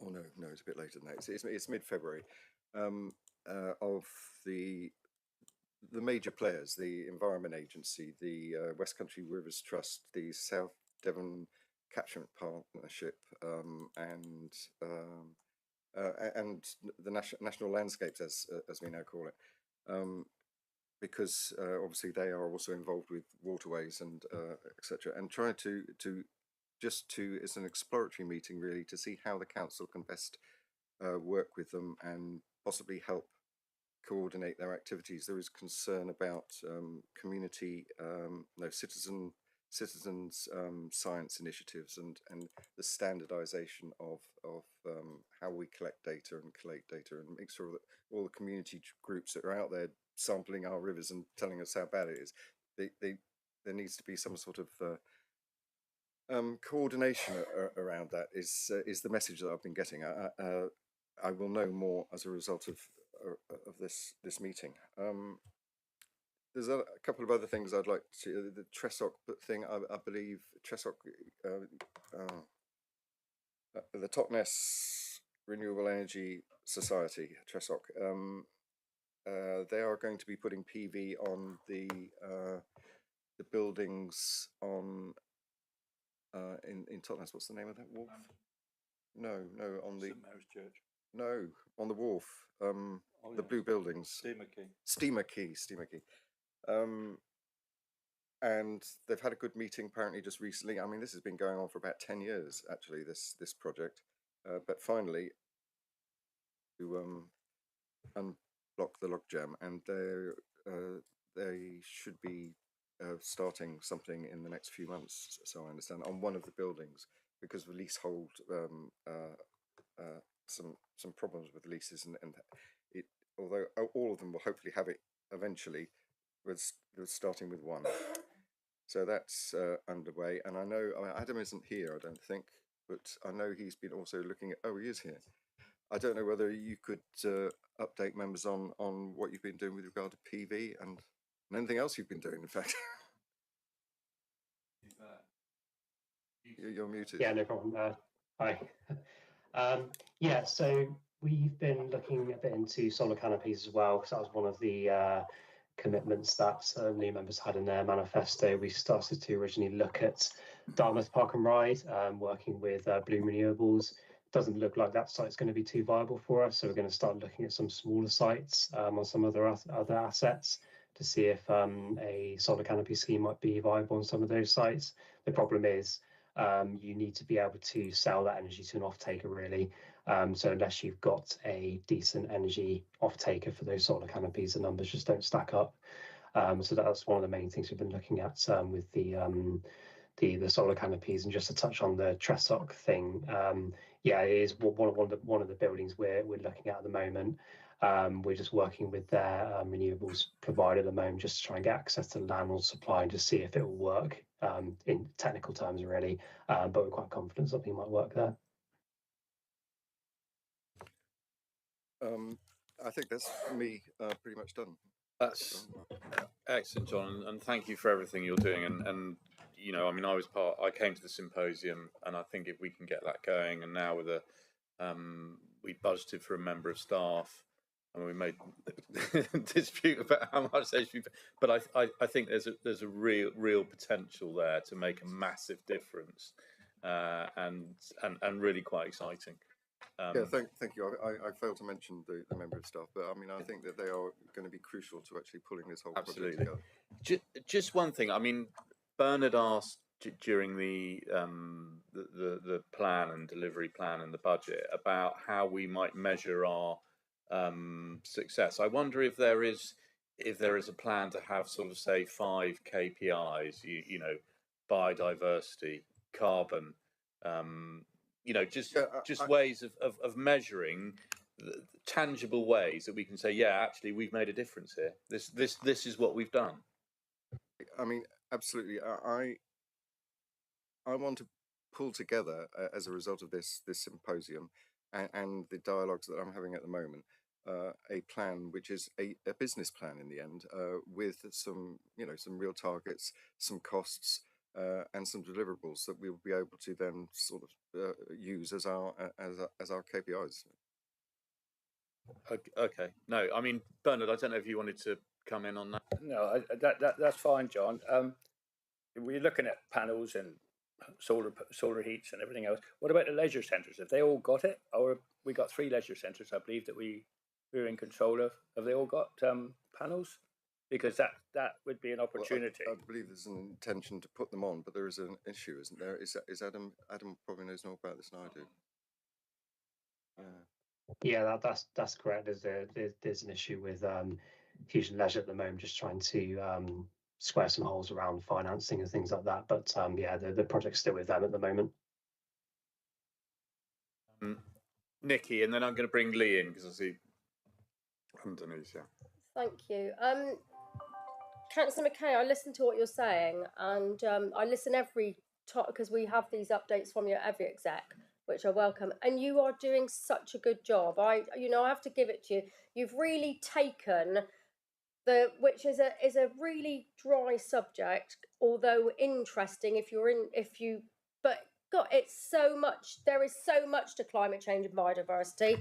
So I think, you should be commended for the amount of time and effort and work you do put in. I know you think I'm continually knocking you, but I'm not. I admire the way you've gone about it, because I think you've got so many plans in your head. But it would be good to see them on paper, not because I want to measure you on anything at the moment. I just am genuinely interested. The one about the food miles, and that I know that came off the back of a project Sustainable South Hams did, I presume. We said food miles in it was one I don't know what you call it, but whatever you're doing. But I think they were very much part of organising this symposium and helped out. They facilitated it actually. And I think you're off the back of it. So I can see that the £4,000 we gave to Sustainable South Hams has had a positive outcome, and as a council we are moving forward with that. And that's what I'm asking to see with other things, and it's important, and I think we should mention that this has come off the back of the work that was done. I don't know what a symposium is. I don't know. I have no idea. But all I want to know is that Sustainable South Hams had a meeting, which we know they had, and you've taken the work on that they say is needed. So and on just moving on from that. Because, and parochially, the Woolwell Centre at Woolwell, we have a really large community centre there, and as part of that, the parish council, of which I'm a member of, is just going to hopefully agree tonight to get a public works loan board of up to £200,000 to make that carbon neutral. They're looking at solar PV, they're looking at the heating, the window, and so.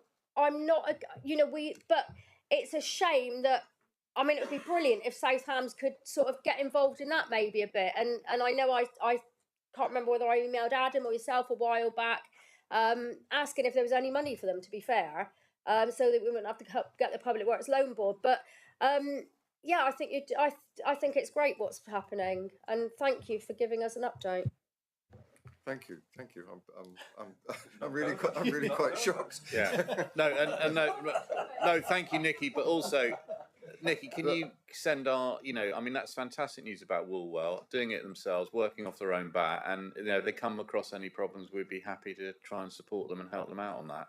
I'm sure John would love to come visit to Woolwell. Drew, I know you want to come in. I'm going to take Lee first, then Denise, and or was it on that specific? Okay, all right, Lee.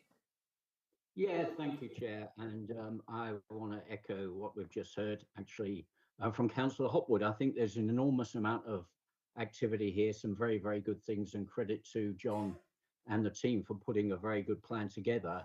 And I think credit to the council for allocating a significant amount of money to really move the needle in this area, which is very much needed, as we all know. There are some good points, and I agree that we need to measure the outcomes.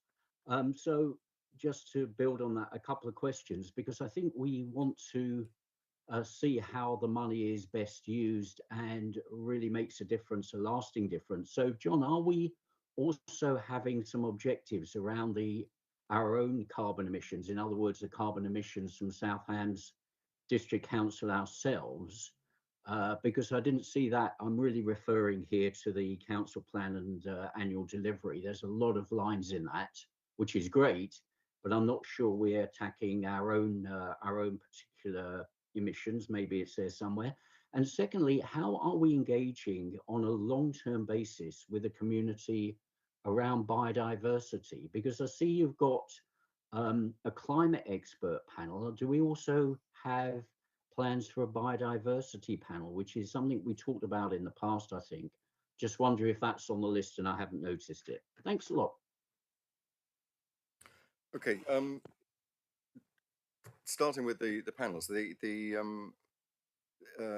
I think we mentioned this at the advisory group meeting, which you were at, Lee. But the idea, I think now, I mean, we started with started with the idea of just having an advisory panel to help us steer what we're doing. But it happened in May. We get elected in May, and then as in the stock market, you buy in May and go away, and that seems to be what happens to half the county or half the district. I couldn't basically get an advisory panel in a room because everybody was on holiday by June and July and August. So instead, I decided to just go and talk to people individually, and out of that came the concept of the symposium. So there has been a sort of an evolution going on here, and then from that, it seemed to me that it makes more sense to have not just one panel, but probably two and maybe three. But you don't want to have too many of these things. But there are specialists in particular areas, and so that is the plan. And out of the conversations I'm having at the moment with these various people, there's quite a few that would like to sit and I mean, the idea is a lot of this comes back to the Liège project, and if you look at some of the notes from that symposium, that this is an exemplar project and how they went about it, and they have a sort of food council. They call it a food council. They don't call it a food council because they live in Belgium, but that's basically what it is. And I think we should have something like that, and then something that is more specific to the whole renewables area and the biodiversity area, and depending on what comes out of this meeting with the rivers people, that would seem to be a possible starting point for setting up something that is very specific to biodiversity and that. And I can't remember what your first question was now, Lee. I think it was around the targets. It was around the targets, yes. Well, I mean, Yeah, as our own people's emissions predominantly. yeah, the in-house activity. That activity is still ongoing as far as I mean, I must admit, it's not something that I've concentrated on because I've been trying to do this other stuff. But I know that Adam is still taking forward the plans that were in the action plan for reducing the council's own emissions, because there is obviously still a need to lead by example in all of this. Yeah, Adam, did you just want to come in on that? Yeah, absolutely. Yeah, so just to make you aware that I'm in the process of developing a new organisational carbon reduction plan at the moment. We had Exeter University do a study on our emissions footprint across the organisation to help us understand where the emissions falls will hopefully take place over the next 10, 15 years, and to try and help us understand what our residual emissions were. So I'm using that information to help develop our new reduction plan. So I'll be specifying projects and what those carbon savings will be. It's always difficult to tie targets to these sorts of things because the projects kind of float around depending on whether they're viable or not, or whether it will actually achieve the emissions reductions that we set out. But we can certainly identify by X date, we hope to make this savings if we do X, Y projects in that time period. I hope that's helpful. No, excellent. Yeah, if I could just pop in again, if I may, Chair, I would just say that's very, very welcome, and appreciate, Adam, your reply. And maybe we can hear about this on a regular basis or from time to time, because I do think it's an important part of what we're going to achieve in this area. But if it can be incorporated in the overall plan and the delivery plan, that will be even better. Thank you. No, thank you for that, and thank you for the work you're doing there. And then when we've got some, we can put in what the X and Y's are, and that'll be even better. Denise, I'm going to come to you, and then Drew, if I may. Yeah, thank you. Yeah, interesting to hear what you've been doing, you and the team, John. Really exciting stuff. Just something which is in the council plan and is something which all councillors can be involved in and will benefit their communities is the environmental allowance, which is on top of our existing allowance of £2,000. As of today, almost. Breaking news. Within minutes, it is now live. Oh, that was my question. So you can now go onto the website and make applications. Yeah. Well, that was I claimed my first prize. Yes, that was my question. You took the words out of my mouth. I was going to ask when it's going live. People will be interested because, as I say, every councillor is able to give grants to organisations in their area and to publicise the fact that they have grants, so that people are aware, which sort of spreads the word that you're working on as well. So it's good news to every community. I've got people practically queuing up in Kingsbridge area with projects, Kingsbridge Climate Action, etc. So it'd be good to hear that that we can get off the ground. So thanks for that. No, thank you for that, Denise, and good to hear. Hot off the press. Drew. Thank you, Chair. Just to add a little bit to Councillor McKay, what was presented today. So at the moment, obviously, we've got the council plan, which sets out the new administration's direction of travel on climate change and biodiversity. We've also got an existing climate change and biodiversity strategy, and we've got the Devon Carbon Plan. So there's a bit of work that Adam and I are working on, is consolidating that now around what the council have committed to today in terms of the delivery plans. So there's too much going on really, so we need to get it down to something quite clear so that the public understand the work we're doing. The second part is around Sustainable South Hams, and in terms of reporting back, I mean, they presented to members just before Christmas around the work they've done, and they are due to come to ONS as well to present their work. So there's a fair bit of scrutiny of the work they're doing, which at the moment has been absolutely excellent. And just a little touch on the organisational carbon footprint. It is specifically in the delivery plan as a target to be net zero for scope 1 and 2 scope emissions by 2030. So it's explicit in there, and Adam's doing the work to look at that trajectory. And so we'll report back on that on a regular basis through either John's verbal updates or through a written report. Great, thank you very much. Any more? John, Adam, Drew, thank you for everything that you're doing. you know, I think you've seen the appreciation around here, and hopefully, you know, with these projects that they'll come to fruition and really make a difference. So thank you. There isn't. It's just a verbal update, so we don't. There's no recommendation or anything. Thank you. Right. We will now move on to agenda item 11, which is support for care leavers.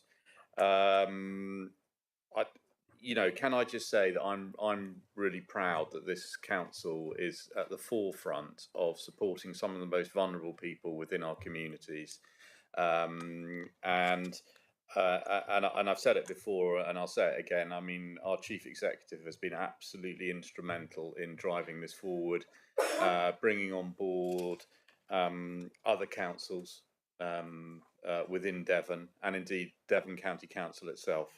I mean, he has been given a title here. He's the acting lead officer on the Care for Me subgroup. So that's good. Well done.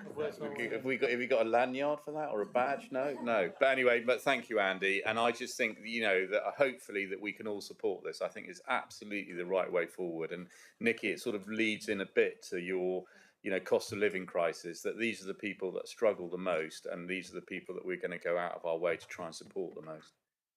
Dan, did you want to say something? I just wanted to say how pleased I was to see, you know, as an organisation, us putting our money where our mouth is as well, because the Appendix B document around supporting foster carers within the organisation is just really pleasing, because more often than not, you know, government organisations are accused of preaching and not practicing what they preach, and this is a really good example of us leading by example, and I commend the Chief Exec for that as an employment policy. Thank you, Dan. Nikki.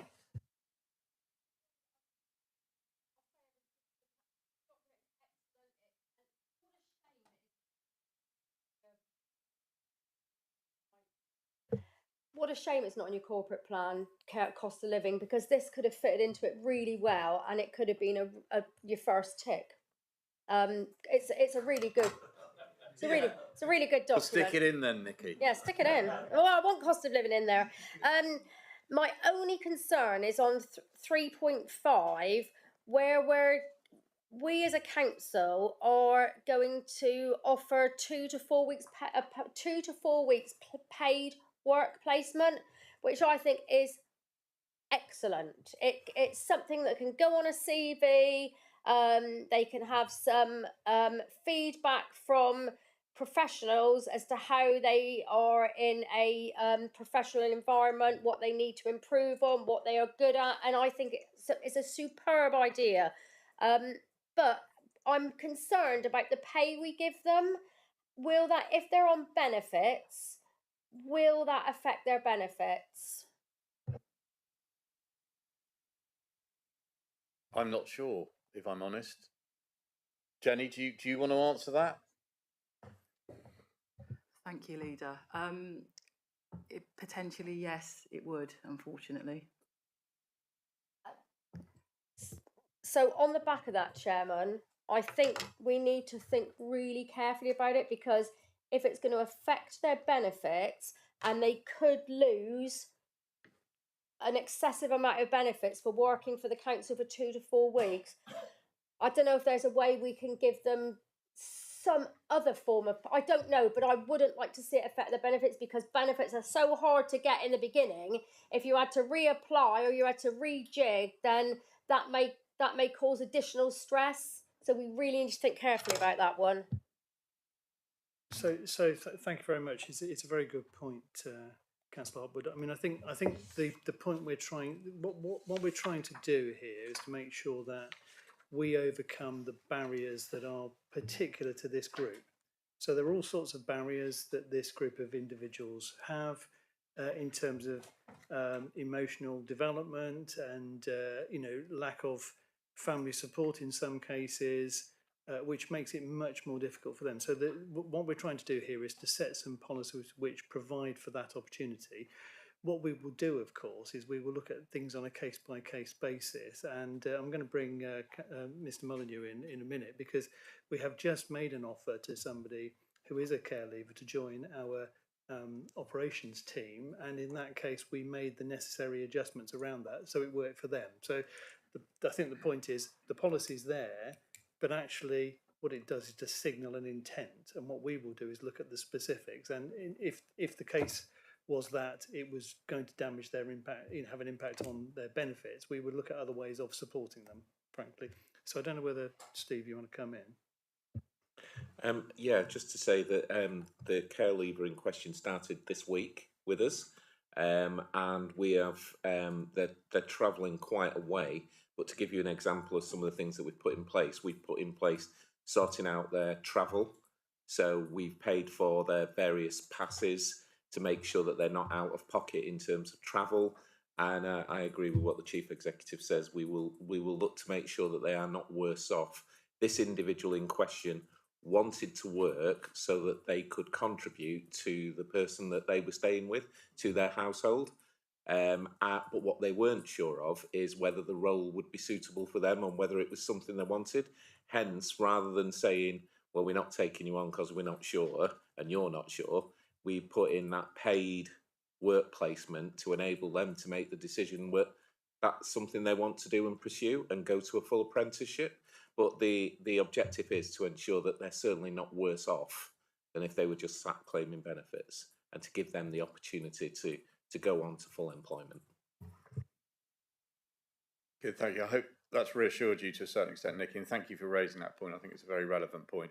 I wonder if at some stage in the future that we, overview and scrutiny might want to have a meeting with some care leavers who have been part of this, just to see what's worked and what hasn't worked so well, and then make a recommendation back to us as how we might just change it slightly. I mean, obviously, we're not going to make it compulsory or anything that if you sign up to it, you've got to come to overview and scrutiny. But I know, Jonathan, I don't think's on. No, but I know that for example, we have had care leavers make presentations at county council about the issues that they faced and what wasn't working actually, because there wasn't anything in place there. But I just think that's possibly something that Jonathan might want to look at. Those members that are on overview and scrutiny that are listening in might sort of nudge him in that direction, if it's something that's feasible. Yeah, it might take a little while, but yes, I appreciate that. Okay, Nicky. Just to say, Chairman, we should be shouting this paper from the rooftops. We really should. This is so important to these people who are really, really just have such a hard time with life in general, that I think as a council we should be making the most out of making sure that we shout from the rooftops what we are doing and make sure that everybody knows, not because we want kudos, but because we want to get the word out there. And I really hope we have a really good plan of communication so that we can really show people how we are wanting to help, because this paper, out of every paper today, I believe has trumped the whole lot. Thank you, Nicky. That's thank you for that, and yeah, I think that we've taken on board that, and it might be something. You absolutely take the point, and I'm looking at my colleagues in the corner, press colleagues, comms colleagues. I think we are planning a press release on this, aren't we? Yeah, we've got a press release already agreed for this to run, which should be going out this week. But also looking at the forward plan of things that we're going to do, looking at the priorities. We've got that kind of circled in as care leavers and what we're doing as a council for that, and what we're going to be doing more of in the future, communication wise as well. Just to reassure you, Councillor Hopwood, we've also communicated this to Devon colleagues, so other district colleagues, and we've had conversations in various meetings, including the ones that I'm involved in with county and districts, to get the word across. So we are, as the leader said, we're at the forefront of pushing and encouraging others to adopt similar approaches. Thank you. Denise. I just want to say something. I think this is an excellent idea, giving care leavers work experience, and it's really, really good. And it does reflect the cost of living crisis, which is actually threaded through this agenda, I would say. I mean, looking ahead rather prematurely to the next item, we're expanding our council tax, support scheme for people to include scrapping the minimum income floor and expanding to non-passport benefits. So that is directly addressing the cost of living crisis. So we may not specifically said so, but we perhaps don't need to, because it's more important what you do than what you say, and it does run through this agenda, I would say. But I am jumping the gun because we're not at item 12 yet. But very much welcome this care leavers initiative. Thank you, Denise. Right, Victor. Thank you. 2 points. Because the executive is noting these, we're not dependent upon it coming before council first. We can, right. At the end of every paper, there is a table, as there is here, number 6, on implications. And Nikki's very good point about the possibility of implications on benefit payments. Is this table important? Is it something to which people refer? And if so, then maybe in financial implications or under risk, something might just be noted on that point.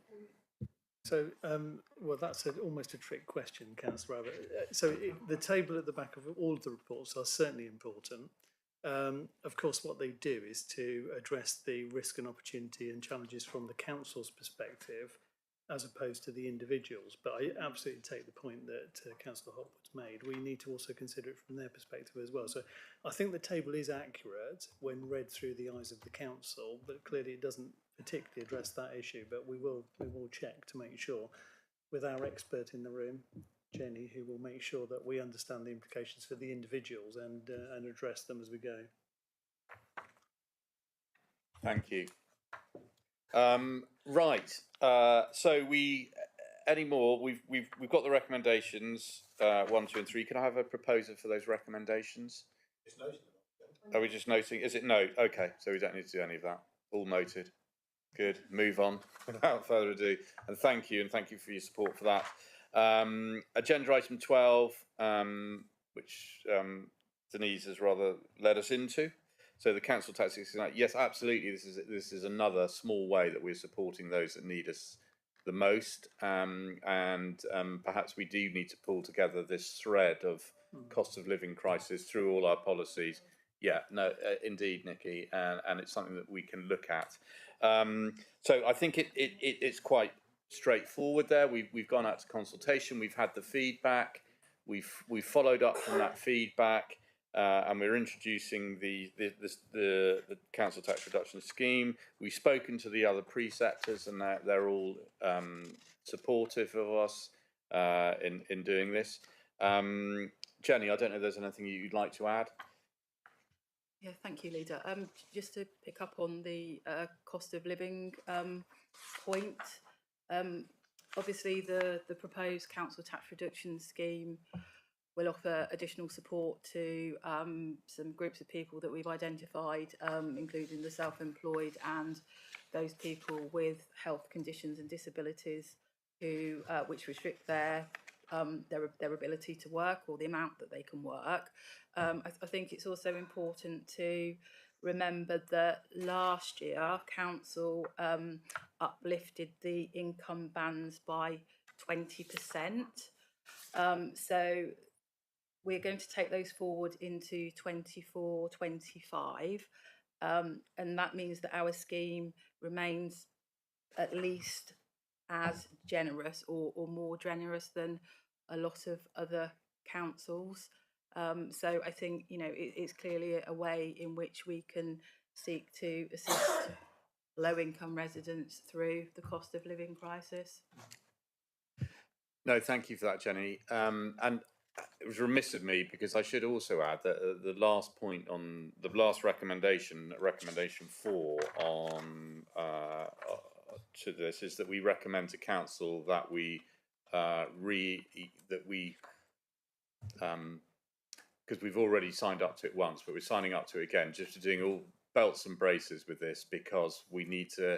Unfortunately, legislation has been delayed by central government, which means that the opportunity to charge double council tax on second homes won't be this financial year, but hopefully will be next financial year. And we need to make sure that we've covered ourselves to give the 12 months notice. So that's why there's that in there. And as I said before earlier in the meeting, we're very much looking that extra monies that we get from that council tax rise on second homes is ring fenced to support our housing objectives. Nikki. Thank you, Chairman. Recommendation 3C. What would be the implications of making the discount for properties that require major repair to render them habitable more than 50%? Because we are looking to bring houses back into a suitable standard to live in.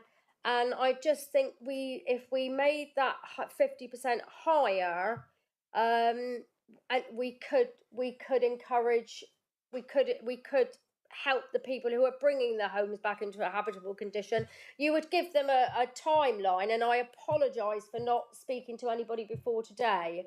I haven't done it to catch anyone out. I just wondered what the implications would be. Thanks, Nikki. Do we know what the financial implications might be, Jenny? So that's fairly minimal based on current figures. We don't actually have that many properties that fit into that category. I can have a look and come back with some more detail if that would help. okay. If you could, I mean, this is a recommendation to full council, so it gives us the opportunity that if that comes back to full council, that if we do go for the 100% rates relief, rather than the 50%, how much what the implication is to this council. And I think the main thing we have to do is stick to the timeline, because we've all seen those characters that do one brick a year. 20 years they're still claiming it. So that's the time thing. But I think the amount, I mean, I think it's a good point that Nikki raises, and if it encourages people, I mean, maybe we should increase it to 100% and reduce the time, so they come forward quicker. 100% for 6 months and then 50% for 6 to 12 months, something like that, maybe. Anyway, got an opportunity, bit of a space there, but thank you for that, Nikki. I mean, that's been noted, so that when that comes to full council in February, we'll have those sort of updated figures and facts and figures on that. Any more on this, Bernard? Yes. Just to follow up on that, what the policing of this? I mean, is that going to add a lot of admin? Because if you're saying about 6 months for 100% and then 50% for the next, that's extra work for the officers. Yeah. Look, I mean, I just gave that as an example of trying to speed it up. So it may be that you're absolutely right, and that wouldn't be. I mean, all of it is, we do, we're presumably. I mean, Jenny, if you sort of I mean, we've heard that it's a very few number of properties, so it shouldn't be an inordinate amount of time. We've got our localities officers going out. It may be worthwhile that individual ward members are aware of properties within their patch, and then they too, with the parish councils, can monitor it. Yeah. But, I mean, Jenny, was there anything you wanted to add on that? Yeah, I was just going to jump in and say, in addition to the localities officers, we now have dedicated revenues inspections officers within the team. So it's the sort of thing that they will be able to pick up just in terms of their routine visits that they were doing for other reasons. No, thank you. Yeah, no, I think that's it. Good. Right. So recommendations, that's on page 161. There are 4 of them. Are we happy to take that all as one? Yeah, and happy to propose those. Dan, seconder for those. We've got a seconder, Denise. Thank you. All those in favour, please show. That's unanimous. Thank you.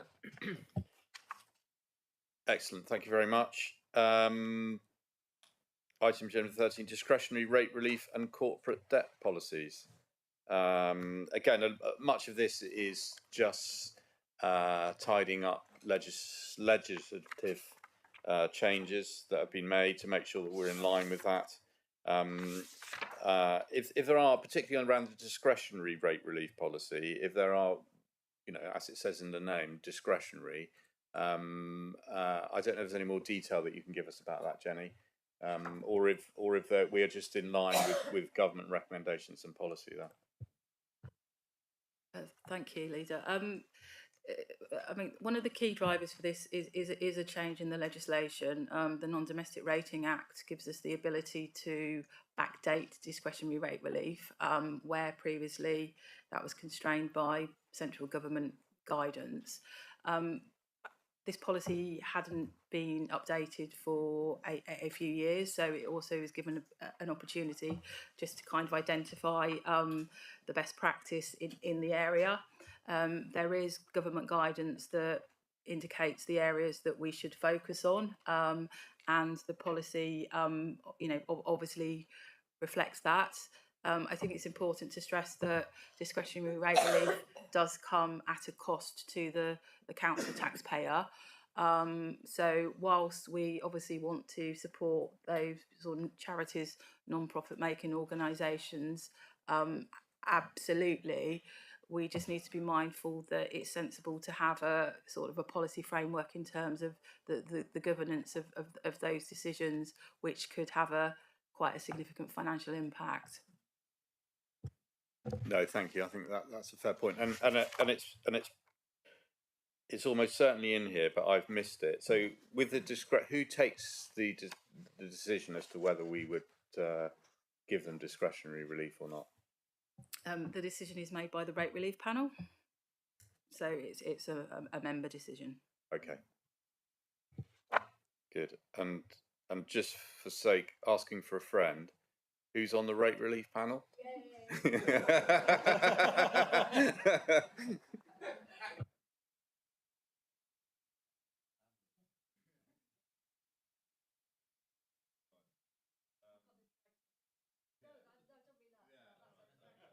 Good, excellent. Right. Supporting cost of living. What? Yeah, no, all part of cost of living crisis. Yeah, Nikki, well done. Right, so we've got the recommendations on page 173, 4 of them.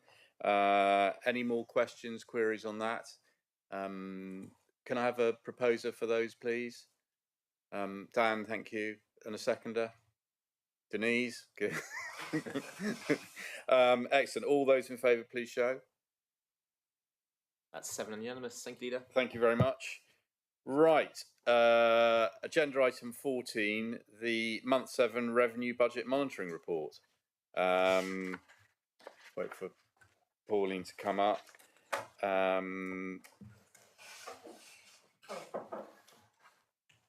So we have. I mean, this is all. You know, I think what you see here is is the cost pressures that are affecting us, where we've made extra money, where we're losing money. You know, the highlights obviously are the fact that we've got extra money from car parking, the lower ferry, Follerton House rental income. That's great, and in employment estates. I mean, that's really encouraging. Employment estates, and I think again shows that it's, you know, that employment estates are something that we should look to invest in. And obviously the costs. Well, the main one is the pay award, which was set nationally. We didn't really have much control over that, but there are others. Planning income is down, and our costs for homelessness, an extra £350,000 this year, and that is not going to get any better unless we take action to it. Denise has already mentioned about Westfield Flats and Kingsbridge as one of the ways forward that we can look to keep that spending under control. And obviously the good news, and thank you to Lisa and Pauline and the team, that we're expecting a surplus, very small surplus at the end of the year. That's the I'd say at county they're expecting at the moment, at this stage, they're expecting a £4.5 million overspend. So just, which is nothing with county, I can assure you. Last year, I think it was they were at about 30 or 40 million to this stage. Anyway, Pauline, did you anything you wanted to add?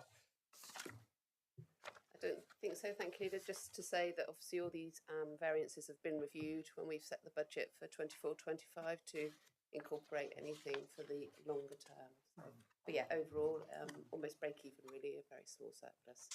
Thank you. Members, any questions, queries, points we'd like to make? No? In which case, we've got... oh, sorry, John, yeah. Yeah, looking at the... I see that the planning income is down 18%, nearly 200,000. Mm-hmm. And yet the next item is that presumably planning advertising costs are up. That doesn't seem to make sense to me. If planning application income is down, why has advertising costs gone up? We shouldn't be advertising so much. Drew, do you want to try and answer that? Thank you, Chair. Yeah, I mean, we've got more applications coming in and we have to advertise more, but the value of those applications has gone down. So as the local plan works its way through, the larger allocated sites are all allocated, so the big applications reduce. The number of applications go up, but they're smaller ones, and we have to advertise them. What I would say is that we've taken a load of steps this year in terms of the advertising costs by reducing the number of words we use, changing our approach to which applications get advertised. That was brought to members about a couple of months ago. So we expect those advertising costs to actually reduce, even though we've got more applications to advertise. Does that help? So presumably the main advertising costs is in the local papers. That's correct. We have to follow our statement of community engagement. How many papers does it go in? It depends where the application is, so it goes in the local area. And does it need to go into the local papers? Yeah, we have a minimum requirement of how we advertise for certain types of applications. We've reduced it down. There was a paper a couple of months ago about changing our approach to advertising to try and keep the cost down. So, yeah, there's a minimum requirement that we have to undertake under the Act. Okay, thank you. Thank you for that. And any other queries? I mean, so we've got recommendations which are about the budget monitoring, and then also the veerment, which is basically moving costs from one budget to another.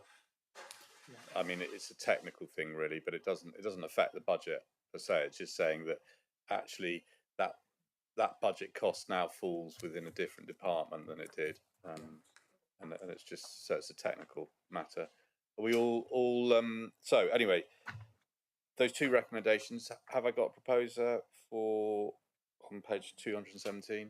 John, seconded by Dan. All those in favour, please show. Thank you. Unanimous. Thank you, Leader. Agenda item 15, which is the capital programming monitoring report. So similar to the last report, but this is about our capital. It also mentions some of the capital projects that we've talked about and alluded to within this: the Westfield sites, the LAHF. I don't know quite what that acronym stands for. Local Authority Housing Fund. There we are. Thank you, Denise. Local Authority Housing Fund 2. We did one as well. That was in the previous administration. So those are in there.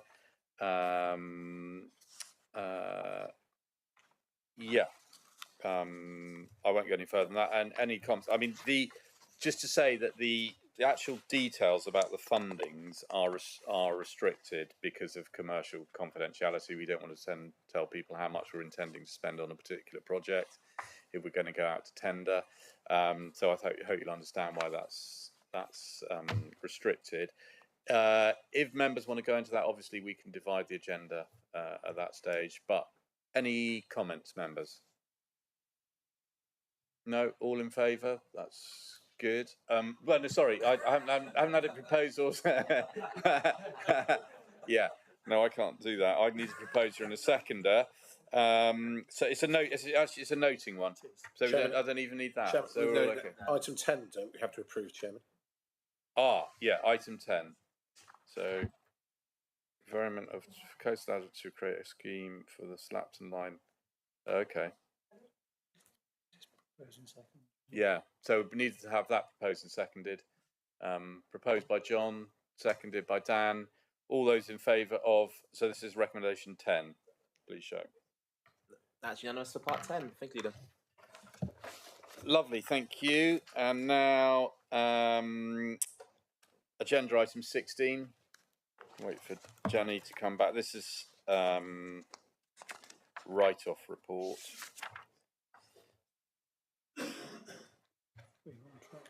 Sorry. Yeah. Jenny, welcome back. Good to see you. Thank you, Pauline. So this is, we have this report, comes periodically. I mean, it's sort of self-explanatory. We have a number of historical debts, some of which we then decide we're never going to get back, so we write them off. I suppose the interesting thing for myself is, what's the direction of travel? Are we having to write off a lot more debts, less debts? Is it in line with what we would expect? So all those questions over to you, Jenny. Thank you, Leader. I'd say that in terms of this report, we are actually writing off less debt compared against the same period in 2022-23. Because there is more of perhaps there is more of a focus with or on debt collection within the team and doing it in a timely manner. We are taking the decision to perhaps write off some debt that is very, very old, which is reflected in those figures. But I think it's important to note that they are still very, very small amounts compared to the overall amount of debt that we collect. And more generally, in terms of collection performance, we were in the top quartile for council tax in 2022-3. I need to get my financial years right. And we were second quartile for business rates. Aspirationally, I would like us to be in the top quartile for both income streams. And I think an element of that is that you focus on the debt that you can collect, and don't expend resources on the debt that possibly is a little bit more difficult to collect because of the passage of time, and also the circumstances sometimes mean that we don't actually have any legal power to collect that debt. So, for example, if in insolvency cases we have no choice other than to write it off, and that's reflected in some of the figures. No, thank you for that. I mean, I think it's probably reassuring that we aren't suddenly seeing a bulge in the debt write-off, and yeah, I suppose that's always, obviously it's disappointing to have to write off any debt, but I mean it's a fact of life, so it has to happen. John, did you? Yeah, the question is, if we write these, when we are writing these debts off, do we then go back to the other authorities, such as Devon County Council, and say, we've had to write off X and your share is Y, please can we have a check for Y? Does that happen? I mean, we're writing off, these are debts for the whole of the council tax, of which we only get a small share of it. So do we go to the likes of the county council or even the parish council saying, we've had to write this off, please send us a check? I mean, does that happen, or do we have to bear the whole brunt of it? I'm happy to answer that if Lisa's happy for me to answer it, or Lisa can jump in and answer. I'm happy for you to answer. Okay. Or would you like me to? You can, Lisa. So it all gets taken into account within the collection fund. So when we close down the accounts annually, we make an allowance of what we think write-offs might be, and we make an assumption of that when we calculate what the tax base is. So in the tax base calculation, we made an assumption that we would collect 98%. We've actually collected more than that, so there is a surplus which gets redistributed, but the write-offs are taken off before the surplus is redistributed.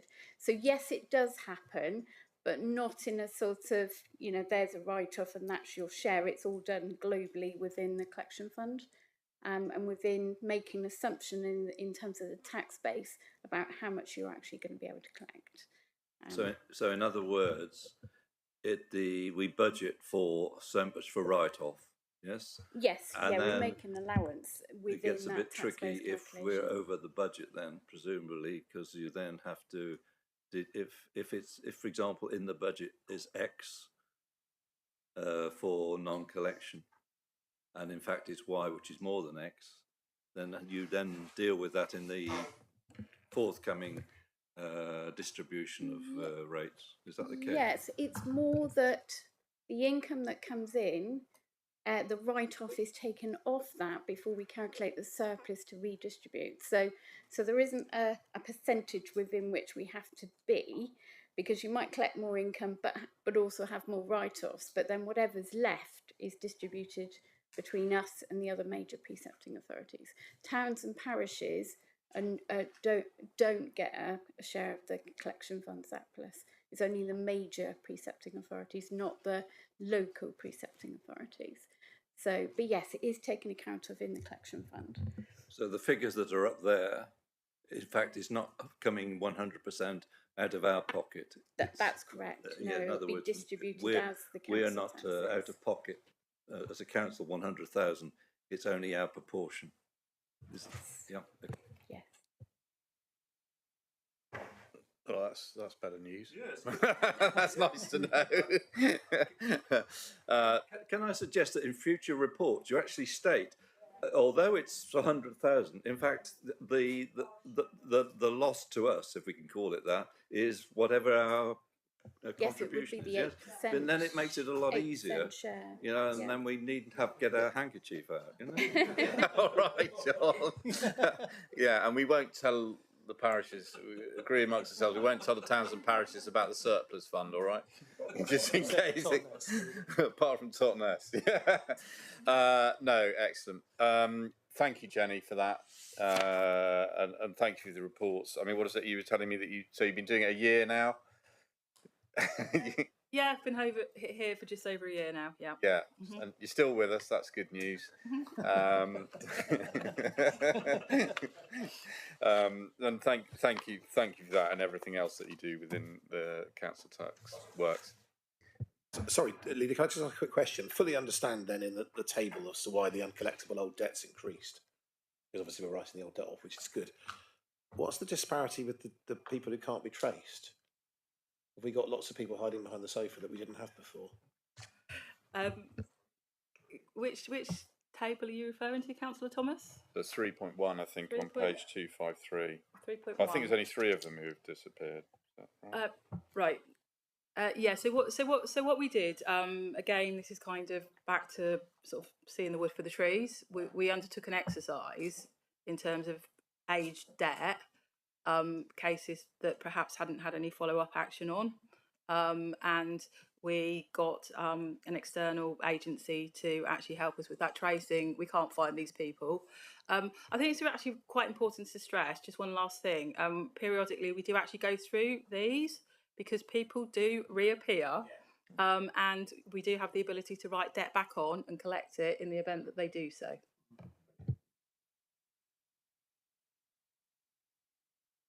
Good, thank you for that. We don't have to pay that to county then, do we? Do we bring? Anyway, no. Just joking. Right. Look, so we've noted. So we note that the first one is a noting, and the second one is approving the write-off of individual total debts. So the 100,000, although as has been as we got out. In fact, it doesn't cost us 100,000; it's nearer 8,000, which is good news.